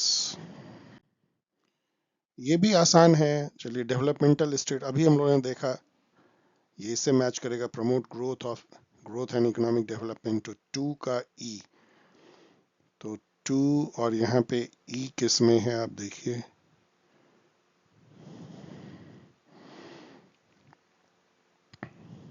चलिए इसको ऐसे ही मैच करते हैं। तो अजीब उटपटांग ढंग से दी हुई है। मिनिमलिस्ट स्टेट या मिनिमल स्टेट क्या है? जो which decide the conditions of orderly existence only. Developmental state हम लोगों ने देख लिया। सोशल डेमोक्रेटिक स्टेट जो है वो रेक्टिफाई करती है इम्बैलेंस ऑफ इनजस्टिस, मतलब मार्केट इकोनॉमी की जो इनजस्टिस है उसको बैलेंस करती है। और कलेक्टिवाइज के बजाय टोटलिटेरियन देखिए, ये डेसिमेट करती है, मतलब डिस्ट्रॉय करती है सिविल सोसाइटी को। तो रेस्ट जो बच गया वो हो गई दिस, मैच कर लीजिएगा। Which one of the following is an incorrect match? तो इसमें से यदि आप यहाँ आएंगे तो कम्युनिस्ट पार्टी और सोवियत यूनियन कभी कॉन्स्टिट्यूशनल पार्टी नहीं हो सकती। तो बाकी को जस्ट आप पढ़ लीजिए और उसको आगे भी उससे नॉलेज लेनी है तो ले लीजिए कि कैडर पार्टी, मास पार्टी, मैंने अपने वीडियो में काफी बताया भी है। Representation as a function of political party क्या है कि पॉलिटिकल पार्टी हम इंडिविजुअल को या पीपल को, सिटीजन को, वो एक मौका देती है कि अपने अपने को पॉलिटिकली वो रिप्रेजेंट कर सके, एज ए वोटर के फॉर्म में, एज ए कैंडिडेट के फॉर्म में, एज ए एक्टिविस्ट के फॉर्म में। तो उसके इंटरेस्ट को हम एक्सप्रेस कर पाते हैं, आर्टिकुलेट कर पाते हैं। वो लगभग इस सेंटेंस से वेगली जो है कन्वे होती है, the capacity of political party to respond to and articulate the views of members and voters, लगभग। Which among the following is a specific feature of an institutional group? Institutional group क्या होती है? जैसे कि labour unions जितने भी हैं वो इंस्टीट्यूशनल ग्रुप हैं, जितने भी सारे स्टूडेंट यूनियन हैं, चैम्बर ऑफ कॉमर्स हैं, या डॉक्टर्स के ग्रुप हैं, जो कि इंस्टीट्यूशनलाइज हो जाते हैं इंटरेस्ट ग्रुप। तो इसमें से देखिए कि कौन से इसके फीचर हैं, ये पूछा जा रहा है। तो institutional group is founded on traditional loyalties, नहीं। Institutional group is marked by common interest and aspiration, ये सही है। Institutional group advances shared value and ideas, ये भी है, लेकिन इससे बेहतर ये है क्योंकि ये कॉमन इंटरेस्ट पे बेस है, ना कि शेयर्ड वैल्यूज एंड आइडियल्स पे। Institutional group is a part of government missionary, नहीं, तो यही सही होगा।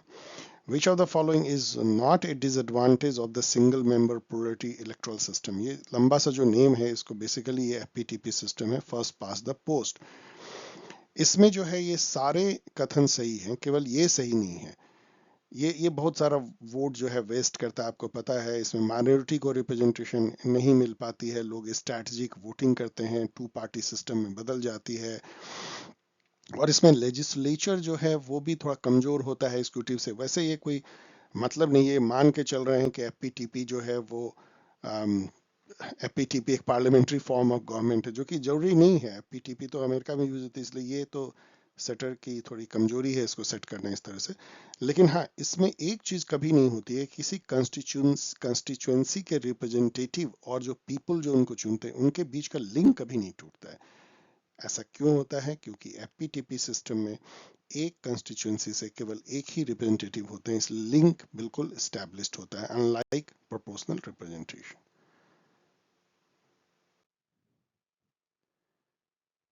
अब यहाँ जो मैचिंग है ये भी आसान है कि ऑर्गेनाइजेशनल मेमोरी पहले होती क्या, चलिए यहाँ से देखते हैं।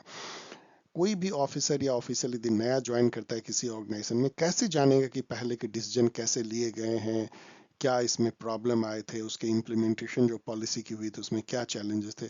इस टाइप की जो मेमोरी होती है ऑर्गेनाइजेशन में, कब यहाँ पे कोई लेबर मूवमेंट हो गया था, कब उसको कंट्रोल किया गया था, इसको ऑर्गेनाइजेशनल मेमोरी कहते हैं, बहुत इंपॉर्टेंट होती है।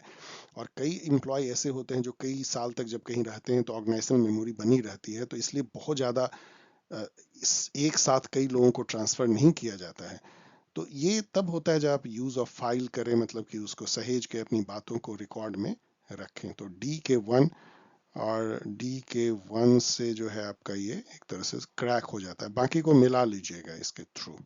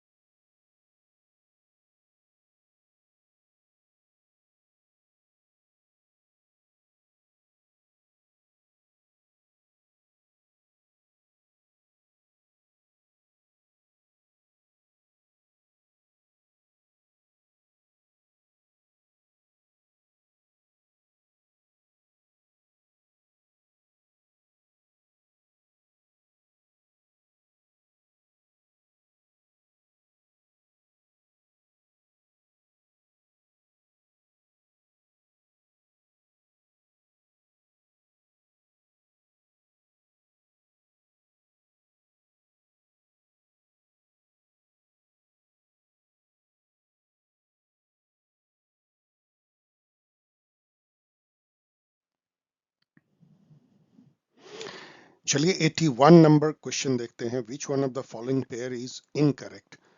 तो यहाँ पे यदि आप देखेंगे तो मैक्स वेबर ने जो कहा है, यदि मार्क्सिस्ट सिस्टम हो तो डिक्टेटरशिप ऑफ प्रोलेटेरिएट के बदले जो है वो डिक्टेटरशिप ऑफ ऑफिशियल हो जाएगी, मतलब ऑथोरिटेरियन स्टेट यदि ऐसा हो तो ये इसके बारे में और आप पढ़ सकते हैं, लेकिन यस ये मैक्स वेबर की इस टाइप की थॉट है। जेम्स बर्नहम जो है कन्वर्जेंस थीसिस के बारे में बात करते हैं कि जो ईस्टर्न एंड वेस्टर्न ब्लॉक है जो कोल्ड वॉर के टाइम में डेवलप हुई थी, USA led liberal democracy and USSR की जो सोशलिस्ट या कम्युनिस्ट जो ब्लॉक थी, उन दोनों में जो ब्यूरोक्रेसी है, मिलिट्री है, जिस टाइप से वहाँ पे शासन होता है, वो सब काफी कन्वर्जेंस है। ऐसे देखने के लिए ऊपर से दिखता है काफी आइडियोलॉजिकल डिफरेंस है, और इसके बारे में पढ़ लीजिए।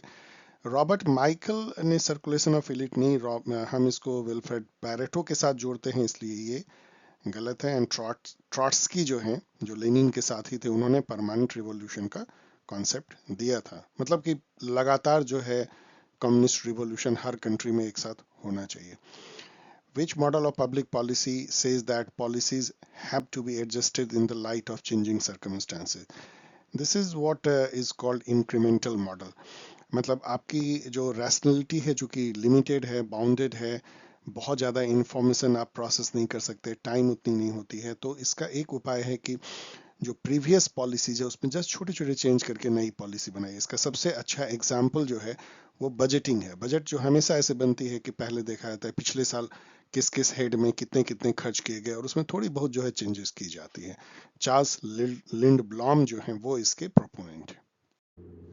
84 नंबर देखिए, बहुत इजी क्वेश्चन है। थर्ड सेक्टर पॉलिटिकल सिस्टम में सिविल सोसाइटी को कहते हैं, फर्स्ट सेक्टर स्टेट है, second sector market, and third जो स्टेट और मार्केट नहीं हो सिविल सोसाइटीज में NGO, public opinion, media and many other जो भी मूवमेंट, सोशल मूवमेंट, सब इसमें अंदर आते हैं। Which among the following is not a feature of good governance defined by Kaufman Carey? Kaufman Carey ने वर्ल्ड बैंक की तरफ से दिया था कि गुड गवर्नेंस क्या है, 7-8 कैरेक्टरिस्टिक, जिसमें कि सब कुछ था, लेकिन regular election and recall system इसका पार्ट नहीं था। ये आपका ऑफिशियल आंसर कहता है, लेकिन और पढ़ लीजिएगा। वैसे गुड गवर्नेंस यही है कि ट्रांसपेरेंट हो, अकाउंटेबल हो, इफेक्टिव हो, नॉन करप्ट हो, जिसमें पीपल की भागीदारी हो, इक्वलिटी बेस्ड हो, लाइक दैट गुड गवर्नेंस। यहाँ तो आसान है, इसको आप सुप्रा नेशनलिज्म को आप existence of authority above the nation state से मैच कीजिए, तो ए का 3 तो सब में है, चलिए इसको छोड़ करके। तो यहाँ प्रोटेक्शनिज्म जो है, इंपोर्ट रेस्ट्रिक्शन लगाते हैं टू प्रोटेक्ट डोमेस्टिक प्रोड्यूसर्स, तो सी का 4, और उससे ये क्रैक होता है, बाकी दो को मैच कर लीजिएगा। Which of the following statement is not true about concept of revolution? A revolution is a popular uprising involving extra legal mass action, ठीक है। revolution is rarely violent in character, ऐसा क्या होता है क्या? revolutions are generally violent in character, इसलिए यही गलत है, इन दोनों को पढ़ लीजिए। various commissions were set up to investigate the communal right, इसमें कह रहे हैं कि इसमें से कौन सा पेयर सही नहीं है। आपका ऑफिशियल आंसर कहता है दिस, इससे अधिक मुझे कुछ नहीं कहना है, और रिसर्च कर लीजिए। मैंने जस्ट देख लिया कि ये है, क्योंकि इस टाइप के क्वेश्चन को टैकल करना ऑलमोस्ट इम्पॉसिबल है, how much you can remember. Identify the incorrect pair among the following. Samuel Huntington ने एम्पायर की बात की थी क्लास ऑफ सिविलाइजेशन में, तो इनविजिबल एम्पायर की भी बात की होगी। इवन अभी का जो सॉरी जो नियो इंपेरियलिज्म है, वो भी तो इनविजिबल एम्पायर ही है। क्वामे निक्रुमा जो कि नाम के फाउंडर मेंबर थे, उन्होंने नियो कॉलोनिज्म टर्म क्वाइन किया था। रॉल प्रेबिस जो अर्जेंटीना के थे मुझे लगता है, या ब्राज़ील के, चेक कर लीजिएगा, जो कि डिपेंडेंसी थ्योरी के फादर माने जाते हैं, उन्होंने ये कॉन्सेप्ट नहीं दिया है। ये कॉन्सेप्ट जो है लेनिन ने दिया है, इस नाम का बुक भी लिखा है, तो इसलिए यही सही है। और अंडर गुंडर फ्रैंक तो under development of under development का नारा उन्होंने दिया था, तो ये तो ठीक है उनकी। Rolling back of the state is associated with which of the following concept? Of course privatization, liberalization, इसको LPG कहते हैं। रोलिंग बैक स्टेट का क्या मतलब है कि स्टेट जो है पीछे चला जाए, मार्केट को आगे लाए, उसको रेगुलेट करे। To whom does Laakso Taagepera index is related to? एकदम ऑब्सक्योर इंडेक्स है, और ये नेशनल पार्टी सिस्टम से रिलेटेड है, जस्ट आप इसमें और रिसर्च कर लीजिए। For the merger of which of the following political party Ashok Mehta presented the doctrine of political compulsion of backward economy? एकदम ऑब्सक्योर ये सब क्वेश्चन है. इसका आंसर है प्रजा सोशलिस्ट पार्टी. उससे ये जुड़े हुए भी थे, इससे लोहिया भी जुड़े हुए थे, तो अशोक मेहता सोशलिस्ट थे, इतना आप जान लीजिए. और ये कांग्रेस के साथ मर्जर की बात हो रही है, जबकि हिंदी में लिखा हुआ है विथ कांग्रेस, इंग्लिश में नहीं लिखा हुआ है, तो आप इसको कुछ सॉल्व भी नहीं कर सकते हैं, बिकॉज इसका आधा पार्ट तो ये खा गए हैं. Invalid question. Identify the incorrect pair of various fractions of Janata party formed in 1977. तो ये ठीक है, कांग्रेस ओ जो ओल्ड कांग्रेस था उससे मोरारजी देसाई थे, भारतीय लोक दल से चौधरी चरण सिंह थे, स्वतंत्र पार्टी से बहुगुना हो ही नहीं सकते हैं क्योंकि ये तो चिपको मूवमेंट से जुड़े हुए थे, तो इसलिए ये गलत होगा. और स्वतंत्र पार्टी जो है वो तो जमींदारों की या कह लीजिए कैपिटलिस्ट ओरिएंटेशन की पार्टी थी. नरेंद्र देव एंड मेनी अदर सीए राजा गोपालाचारी ये सब उसके प्रणेता थे. भारतीय जनसंघ तो सही है. State not affected by the 100th political constitution amendment. ये अमेंडमेंट क्या था? बेसिकली इंडिया बांग्लादेश के बीच में बहुत सारे ऐसे पॉकेट्स हो गए हैं, जैसे इंडिया में जो चारों तरफ से बांग्लादेश से घिरे हैं, बांग्लादेश में जो चारों तरफ से इंडिया से घिरे, उन सब का आदान प्रदान की जो है बात हुई थी. उसमें जो स्टेट अफेक्ट हुए थे त्रिपुरा, मेघालय, असम और एक और मुझे लगता है हुआ होगा, लेकिन सिक्किम उसमें जो है अफेक्टेड नहीं हुआ था. Among the following statement regarding Sikkim, the incorrect one is. तो ये स्टेटमेंट सही है कि 35th अमेंडमेंट से जो 1974 में हुआ था, सिक्किम को एक एसोसिएट स्टेट बनाया गया था. फिर 36 अमेंडमेंट जो 1975 में हुआ उससे उनको फुल फ्लेजेड स्टेट बनाया गया. आर्टिकल 371F से उसको एक स्पेशल स्टेटस दिया गया, तो ये इसमें गलत है. That's all. Identify the incorrect pair. तो उत्तर प्रदेश तो हरित प्रदेश की डिमांड है, वेस्ट बंगाल में कामतापुर, बिहार में मिथिलांचल, लेकिन महाकौशल जो है मध्य प्रदेश में है, तो इसकी डिमांड कर्नाटका में तो हो नहीं सकती है.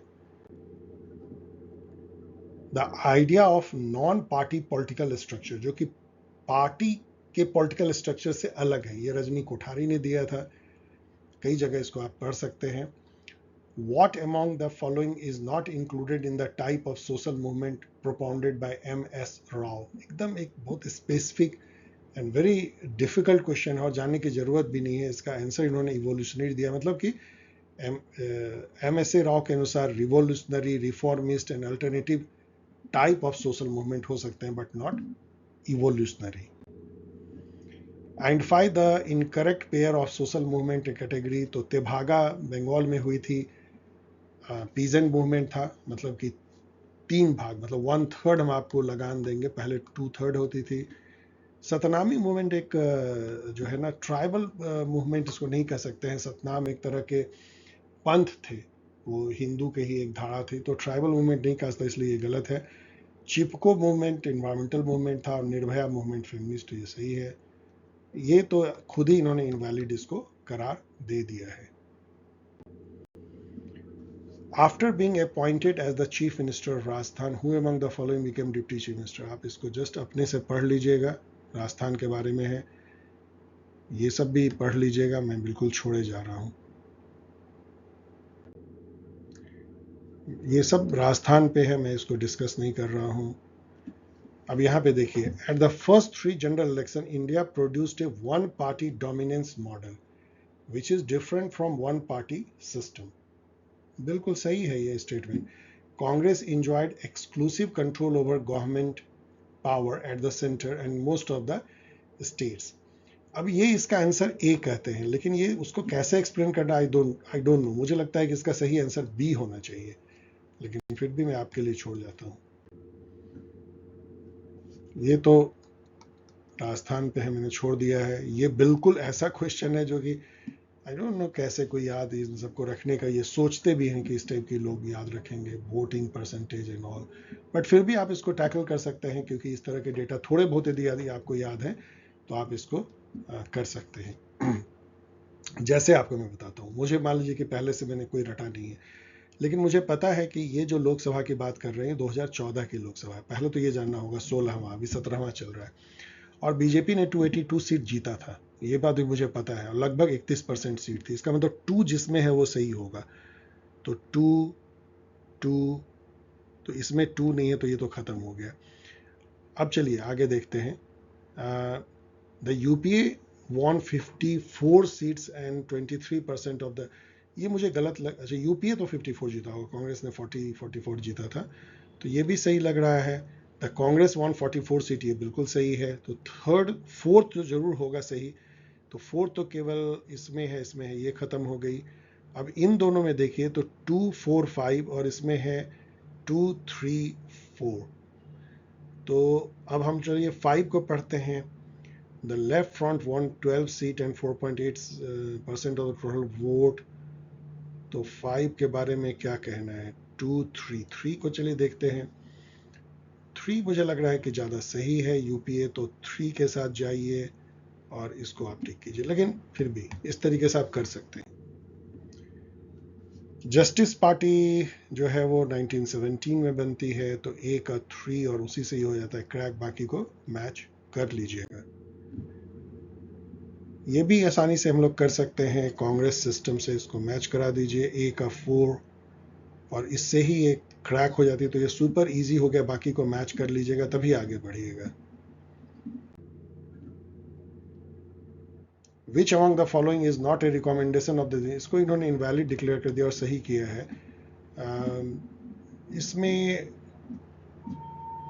इसमें आई डोंट नो कि इसमें क्या होना चाहिए। Voting to a made compulsory, मुझे नहीं लगता है कि उन्होंने दिया था, लेकिन चूंकि ये क्वेश्चन इनवैलिड हो गया। लेकिन इन्होंने वोटर आईडी कार्ड का कॉन्सेप्ट दिया था दिनेश गोस्वामी ने। इन्होंने ये भी कहा था कि मैक्सिमम 2 जगह पे ही कैंडिडेट लड़ सकते हैं, ये सब भी कहा था। काफ़ी और चीज़ें कही थी, आप जाके पढ़ लीजिए, लेकिन ये क्वेश्चन तो इनवैलिड हो चुकी है। इसमें से कौन सा वुमेन के पार्टिसिपेशन जो पंचायती राज में है उसको कंस्ट्रेन या रोकता नहीं है? तो फाइनेंशियल रिसोर्सेज रोकता है, अनकोऑपरेटिव ब्यूरोक्रेसी रोकती है, वायलेंस एंड हरासमेंट रोकता है, लेकिन कॉन्स्टिट्यूशनल प्रिजुडिस ऐसा कुछ नहीं है। कॉन्स्टिट्यूशन में तो औरतों को रिजर्वेशन दी गई है पंचायती राज में। 111 देखिए, a place of women in Indian politics reflect the opportunities and constraint that are associated with its democracy. ठीक है, women have been key actors in the numerous social movement and non-governmental organizations that underline India's vibrant civil society। ये दोनों ठीक है, चलिए ए कह सकते हैं। 17 देखिए, which one of the following statement is incorrect? A number of regional movement in post-colonial India have turned into armed independent movement। Jammu Kashmir, Assam आप जान सकते हैं। Shiromani Akali Dal of Punjab is a regional party with national agenda। No, कोई national agenda नहीं है। Indian constitution makes breaking up and creating new states relatively, ये जी सही है। Construction of a region is a political project and often contested, ठीक है, general statement.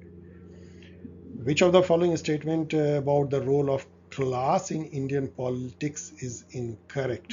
Class, Indian political parties do not derive their electoral support or policy agenda from distinct class group होना चाहिए, or from organized representation of workers and capital।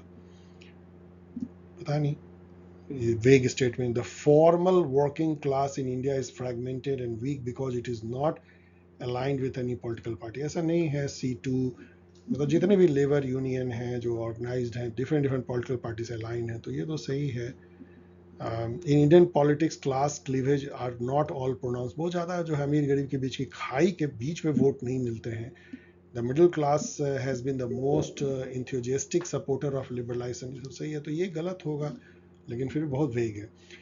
In respect of agrarian class, who among the following coined the term bullock capital? ये तो घिसा पिटा हर जगह पूछा जाता है। Lloyd and Suzanne Rudolf, जिन्होंने बुक लिखा था the pursuit of Lakshmi, Indian political economy पे बुक है।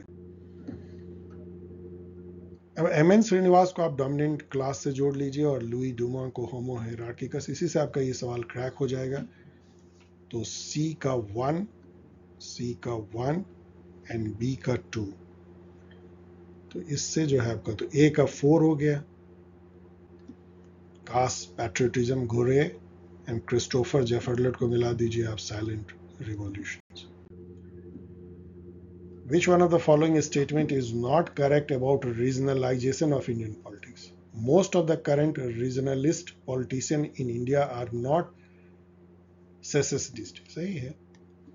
Regionalization of Indian politics refer to the increasing role of national political parties in regional politics. Increasing role of national parties in regional politics? No, ये गलत है. आप जानते हैं कि national party का रोल बहुत कम है जहां जहां पे रीजनल पार्टी स्ट्रांग है. So regional parties prefer getting financial benefit for their states in exchange for political support to the government. क्या कर रही है बीजेडी? आप देख सकते हैं TRS एंड ऑल. यही तो है क्विड प्रो क्यो. आप हमको हेल्प करो, फाइनेंशियल पैकेज दो, जगन मोहन रेड्डी कहेंगे हम आपको एक बिल पे सपोर्ट कर देंगे.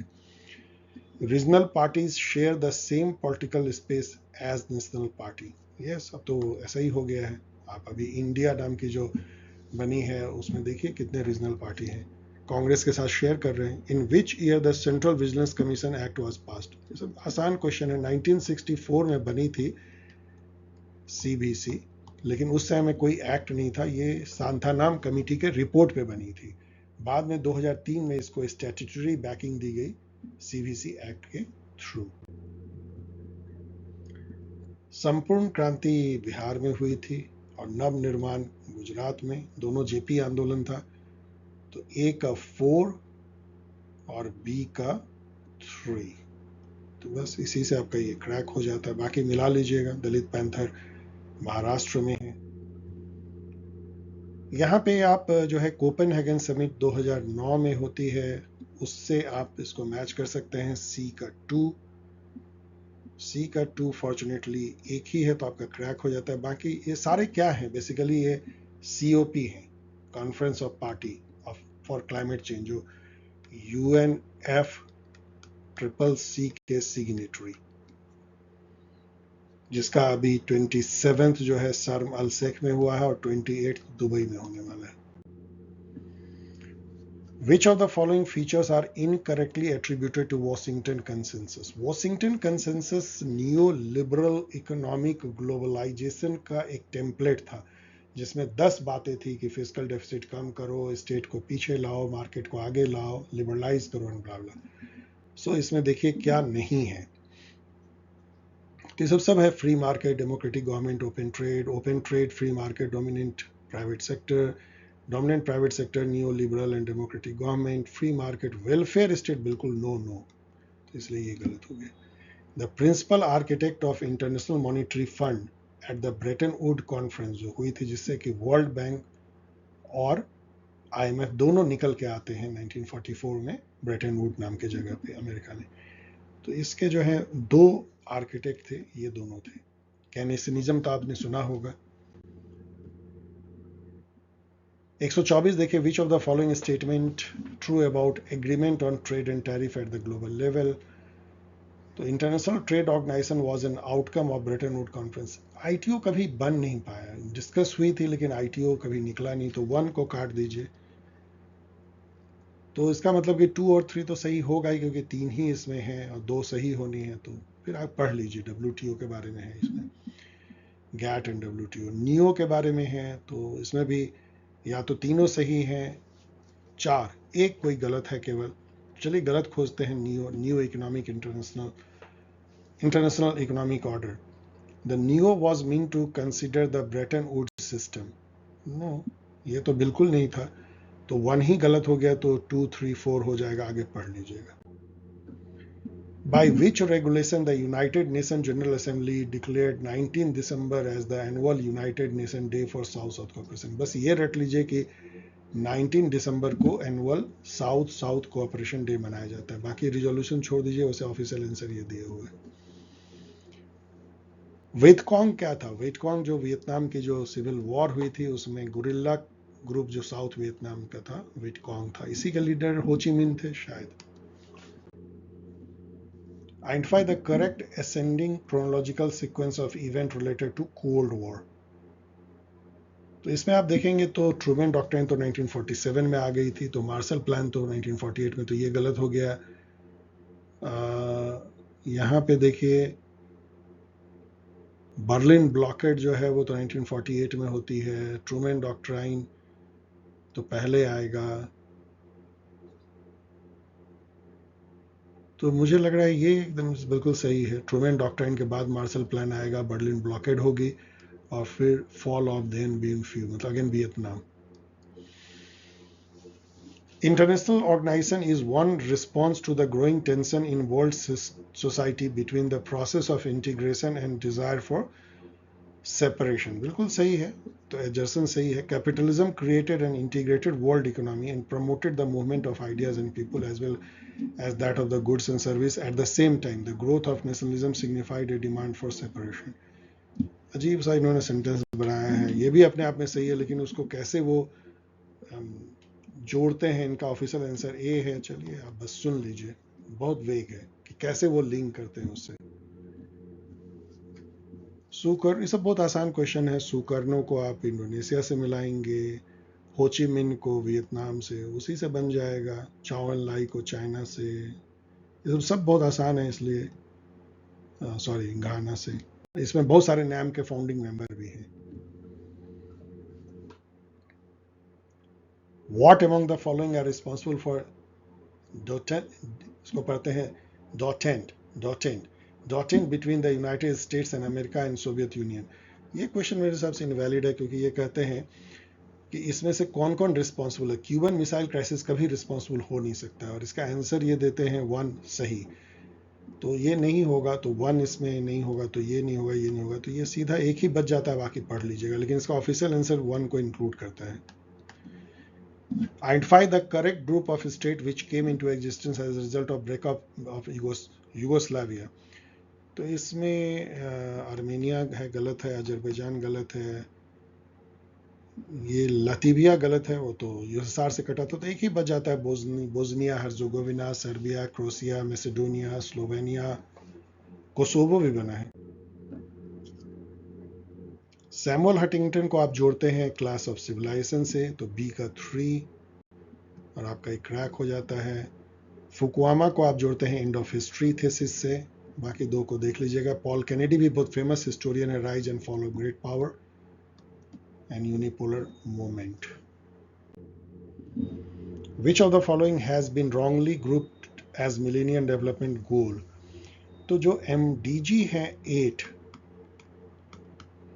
और SDG है 17, इसको जरूर एक नज़र देख लीजिए। कई में पूछा जाता है कौन कौन है, कौन SDG 5 क्या, SDG 6 क्या है, लाइक दैट। तो मैं इसको छोड़ जा रहा हूँ आपके साथ। मुझे लगता है ग्लोबल पार्टनरशिप फॉर डेवलपमेंट शायद नहीं है, लेकिन मैं मेमोरी से क्यों बोलूँ, तो आप देख लीजिए। ASEAN+3 जो है जानना चाहिए, ASEAN+6 भी जानना चाहिए आपको। ASEAN+3 में जापान, चाइना और कोरिया आते हैं, और +3 और यदि कर दे तो उसमें इंडिया भी आ जाता है, ऑस्ट्रेलिया एंड शायद USA भी आ जाते हैं, तो वो मिल करके ईस्ट एशियन समिट में बदल जाता है। At the time of its formation, which of the following was not one of the 5 areas of cooperation of SARC? तो सार्क ने कभी जो है ह्यूमन राइट और टेररिज्म को अपने एजेंडा में नहीं लिया, जब शुरू में, बिकॉज वो बहुत ही कंटेंसस इशू ये सब है। यूनाइटेड नेशन का स्ट्रक्चरल स्ट्रेंथ इसमें से क्या नहीं है। तो UN charter permits and encourages the formation of regional organization, ठीक है। इसका जो चैप्टर 9 है वो है the UN charter provides for peace keeping and peace building activities. Charter में पीस कीपिंग कहीं नहीं है, इसलिए ये बिल्कुल गलत है, इसको आउट ऑफ चार्टर है ये। तो बाकी दो बिल्कुल सही होगा, पढ़ लीजिएगा। यहाँ अफ्रीकन यूनियन के बारे में, ऑब्जेक्टिव के बारे में लिखा गया है।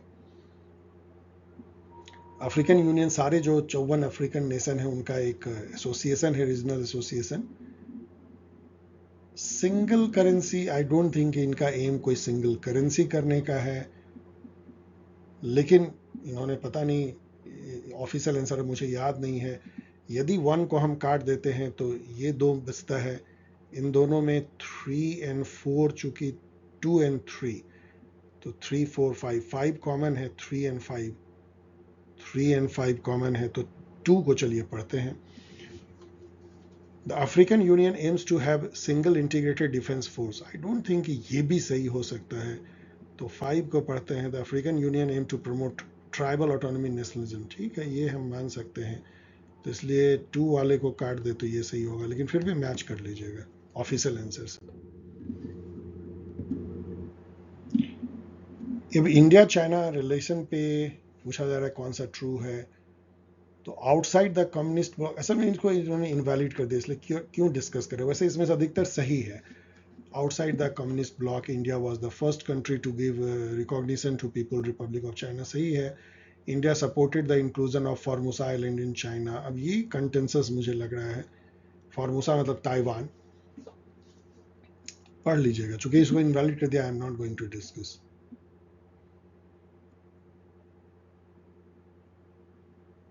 ये क्वेश्चन भी इनका मुझे लग रहा है कि इनवैलिड है, ये इंडिया इजराइल के रिलेशन पे कह रहे हैं कि पहले हम क्यों अच्छा रिलेशन उनके साथ नहीं कर पाए, तो India did not want to antagonise large domestic Muslim community, ये भी सही हो सकता है, तो 1 सही है। India wanted to have a good relation with the Soviet Union and the communist bloc, इससे कोई नाता इसका नहीं है इजराइल रिलेशन का, तो 2 को हटा दीजिए, तो 2 हट गया, 2 हट गया, 2 हट गया, तो यही होगा, लेकिन इसका ऑफिशियल आंसर से मैच कर लीजिएगा, बाकी पढ़ लीजिए। Consider the following statement regarding European union, Croatia is it's 28th member state, ये था 2016 में जब ये पेपर बनी थी तब ये सही था, लेकिन बाद में ब्रेक्सिट होने के बाद ये 27वां मेंबर रह गया, और क्रोएशिया जो है वो यूरोजोन का पार्ट नहीं था, लेकिन अब 2022 में हो गया है, इसलिए एक तरह से देखें तो उस समय के अनुसार से तो ये दोनों सही थे, लेकिन अभी जो है केवल statement 1 is correct. Which one of the following is an incorrect attribute of the Nehruvian view on the foreign policy of India? तो non-alignment served to keep India outside the East-West fray, सही है। International institution and law matters are important and essential for the protection of weaker section, चलिए आगे बढ़ते हैं इसको। Indian diplomacy must work to prevent manipulation of international institution by great power, सही है। India's great power aspiration can be realized by working with great powers, ये ऐसा कभी नेहरू नहीं कर सकते, ना कि ऐसा हमारा कोई ग्रेट पावर एस्पिरेशन है कि हम किसी ग्रेट पावर के साथ वर्क करें, सो यही स्टेटमेंट रॉन्ग हो सकता है। With a new confidence gained from the knowledge that India no longer had recourse to war, Pakistan stepped up its support for terrorist groups active in India. अब ये कह रहा है कि ये किस फैक्टर से उन्होंने सोचा कि वॉर नहीं हो सकता है, तो ऑफ कोर्स क्योंकि दोनों के पास न्यूक्लियर वेपन हो गया, तो न्यूक्लियर वेपन जैसे केनेथ वॉल्श कहते हैं कि वो वॉर को रोकता है, क्योंकि इतना डरावना होता है ये थॉट कि इंडिया पाकिस्तान लड़ेंगे तो ये तो न्यूक्लियर वॉर होगी, तो कोई इसे विनर नहीं होगा, तो जब एक बार पाकिस्तान जान गया कि अब इंडिया कन्वेंशनल वॉर नहीं करेगा हम पे, तो वो टेररिज्म को बढ़ावा देने लगा, ये स्टेटमेंट कहता है। Which one of the following is the basic feature of Gujral doctrine? Non reciprocity, मतलब हम जो अपने नजदीक के जो नेवर हैं, छोटे छोटे नेपाल, भूटान, मालदीव, उनसे क्विड प्रो क्यों नहीं करेंगे, मतलब ये नहीं कि तुम मुझे ये दो तो मैं तुम्हें ये दूंगा, बड़ा भाई ऐसा नहीं सोचता है, तो यही जो थॉट थी, refusal to demand reciprocity in relation with smaller South Asian, Gujral doctrine. अब ये अल्बा के बारे में है तो मैं बिल्कुल छोड़ जा रहा हूं, क्योंकि ठीक है पढ़ लीजिए, वैसे दोनों स्टेटमेंट इसमें सही हैं, लेकिन इतना ऑब्सक्योर है कोई कहीं पूछा जाने वाला नहीं है। न्यू डेवलपमेंट बैंक के बारे में इसमें से कौन सा स्टेटमेंट जो है वो इनकरेक्ट है, तो संघाई न्यू डेवलपमेंट बैंक मतलब ब्रिक्स बैंक इसको पहले बोलते थे, केवी कामत इसके फर्स्ट प्रेसिडेंट थे, ये भी सही है। तो अब इसमें से ये दोनों में से जो आपका ऑफिशियल आंसर जो है वो कहता है कि ये गलत है, इसको पढ़ लीजिएगा, नहीं भी बहुत वेरी वेरी डिफिकल्ट टू से कि 2 और 4 में कौन गलत है, बहुत specific information. Among the following which project is not connected with Indo-Asian relation? तो ट्राइलेटरल हाईवे प्रोजेक्ट जो है वो इससे रिलेटेड नहीं है, इसमें 3 कंट्री कौन आते हैं, थाईलैंड, इंडिया, चेक कर लीजिएगा, मैंने पढ़ा था, मैं अभी भूल रहा हूँ, ये तीनों प्रोजेक्ट जो है एशियन के साथ, एशियन या एशियन कंट्री से रिलेटेड हैं, फिर भी मैं इसको चूंकि मेमोरी से मैं बोल रहा हूँ इसको क्वेश्चन मार्क कर रहा हूँ। Who among the following is not observer organization of non-aligned movement? बहुत सारे ऑब्जर्वर ऑर्गेनाइजेशन है, उसमें सेलेक्ट नहीं है, ये तीनों हैं। India's agreement with Iran and Afghanistan on Chabahar port, बहुत इंपॉर्टेंट है जो ये चाहबार पोर्ट जो ईरान की है. It will facilitate the reach of India towards Central Asia, ठीक है. It will counter the increasing impact of China in the area, सही है. For connectivity with port Zaranj Delaram highway has been built by Iran. तो चूंकि इसमें एक जरूर गलत है, तो ये दोनों तो सही है, 1 और 2, तो 3 ही केवल गलत हो सकता है, इसलिए I will go with 1 and 2. Which of the following currency is currently not a part of SDR basket. ये क्वेश्चन इसलिए इनवैलिड है कि SDR बास्केट में चाइना की करेंसी भी है, लेकिन उसका जो नेम है वो कुछ दूसरा है. मैं अभी भूल रहा हूँ, रेमिनिंग, चाइनिंग रेमिनिंग, मैं मेमोरी से बोल रहा हूँ. तो वो जो चाइनी रेमिनिंग या जो भी है वो युआन का ही दूसरा नाम है.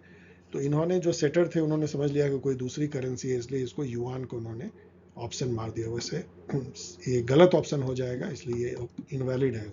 सभी हैं इसमें, US डॉलर, युआन, येन भी है और यूरो भी है. सो ओके, ये बहुत ही आप समझ सकते हैं कि कितना बड़ा ये वीडियो होगा, कितना थकाने वाला होगा और कितना ज़्यादा ये आपकी एनर्जी सक करता है, क्योंकि इसमें बहुत सारे क्वेश्चन ऐसे हैं जो वेग हैं, बहुत सारे ऐसे हैं जो कि बहुत डीप नॉलेज रिक्वायर करते हैं और उतनी दूर तक डिफ़िकल्ट है पढ़ना, बहुत डिफ़िकल्ट है. आपको कोई थेसिस करके नहीं जाना है, बट फिर भी ये काफ़ी नॉलेज भी देता है, बावजूद इसके कि कई क्वेश्चन इसके इनवैलिड हैं और वेग हैं. तो आई होप कि आप इसको एक ग्रंथ की तरह यूज़ करेंगे, इस 300 क्वेश्चन को, फेज 1, फेज 2, और मौका लगा तो 21 का मेरे पास में पेपर आ चुके हैं, तो उसके भी पेपर 1 और पेपर 2 को मैं जो है डिस्क्राइब करूंगा. उससे भी आप काफ़ी, तो 600 ये जो क्वेश्चन आपको मिलेंगे RPSC की, वो 6000 क्वेश्चन के बराबर है मेरे अनुसार से. So thanks for watching. और यदि आप ज्वाइन करना चाहते हैं नेट JRF दिसंबर 2023 की साइकिल को, तो आपका स्वागत है, आप ज्वाइन कर सकते हैं. और इस ईमेल आईडी पे आप अपना नेम, टेलीग्राम, मोबाइल नंबर भेजिए. आज जैसे शाम में जो है टेस्ट है, सेकंड टेस्ट, तो अभी बहुत अर्ली है. अभी यदि ज्वाइन करते हैं तो आपको ज़्यादा फायदा होता है, क्योंकि ग्रुप में आप जेल करते हैं, तो जल्द से जल्द ज्वाइन करो. वैसे तो कभी भी आप ज्वाइन कर सकते हैं, आपको सारे टेस्ट पेपर उसमें मिल जाएंगे, पहले वाले भी, लेकिन अच्छा है कि अर्ली ज्वाइन करें, नॉमिनल कॉस्ट. और यदि आप रिसोर्स खोज रहे हैं UGC नेट के लिए, तो सबसे अच्छे 2 रिसोर्स जो हैं, ये 2 यहाँ पे हैं, दोनों की लिंक दी गई है जो डिस्क्रिप्शन बॉक्स में मिलेगी. मिलेंगे जल्द 2021 के पेपर RPSC के साथ, या UGC नेट के कोई और पेपर एनालिसिस को लेकर के. तब तक के लिए विदा.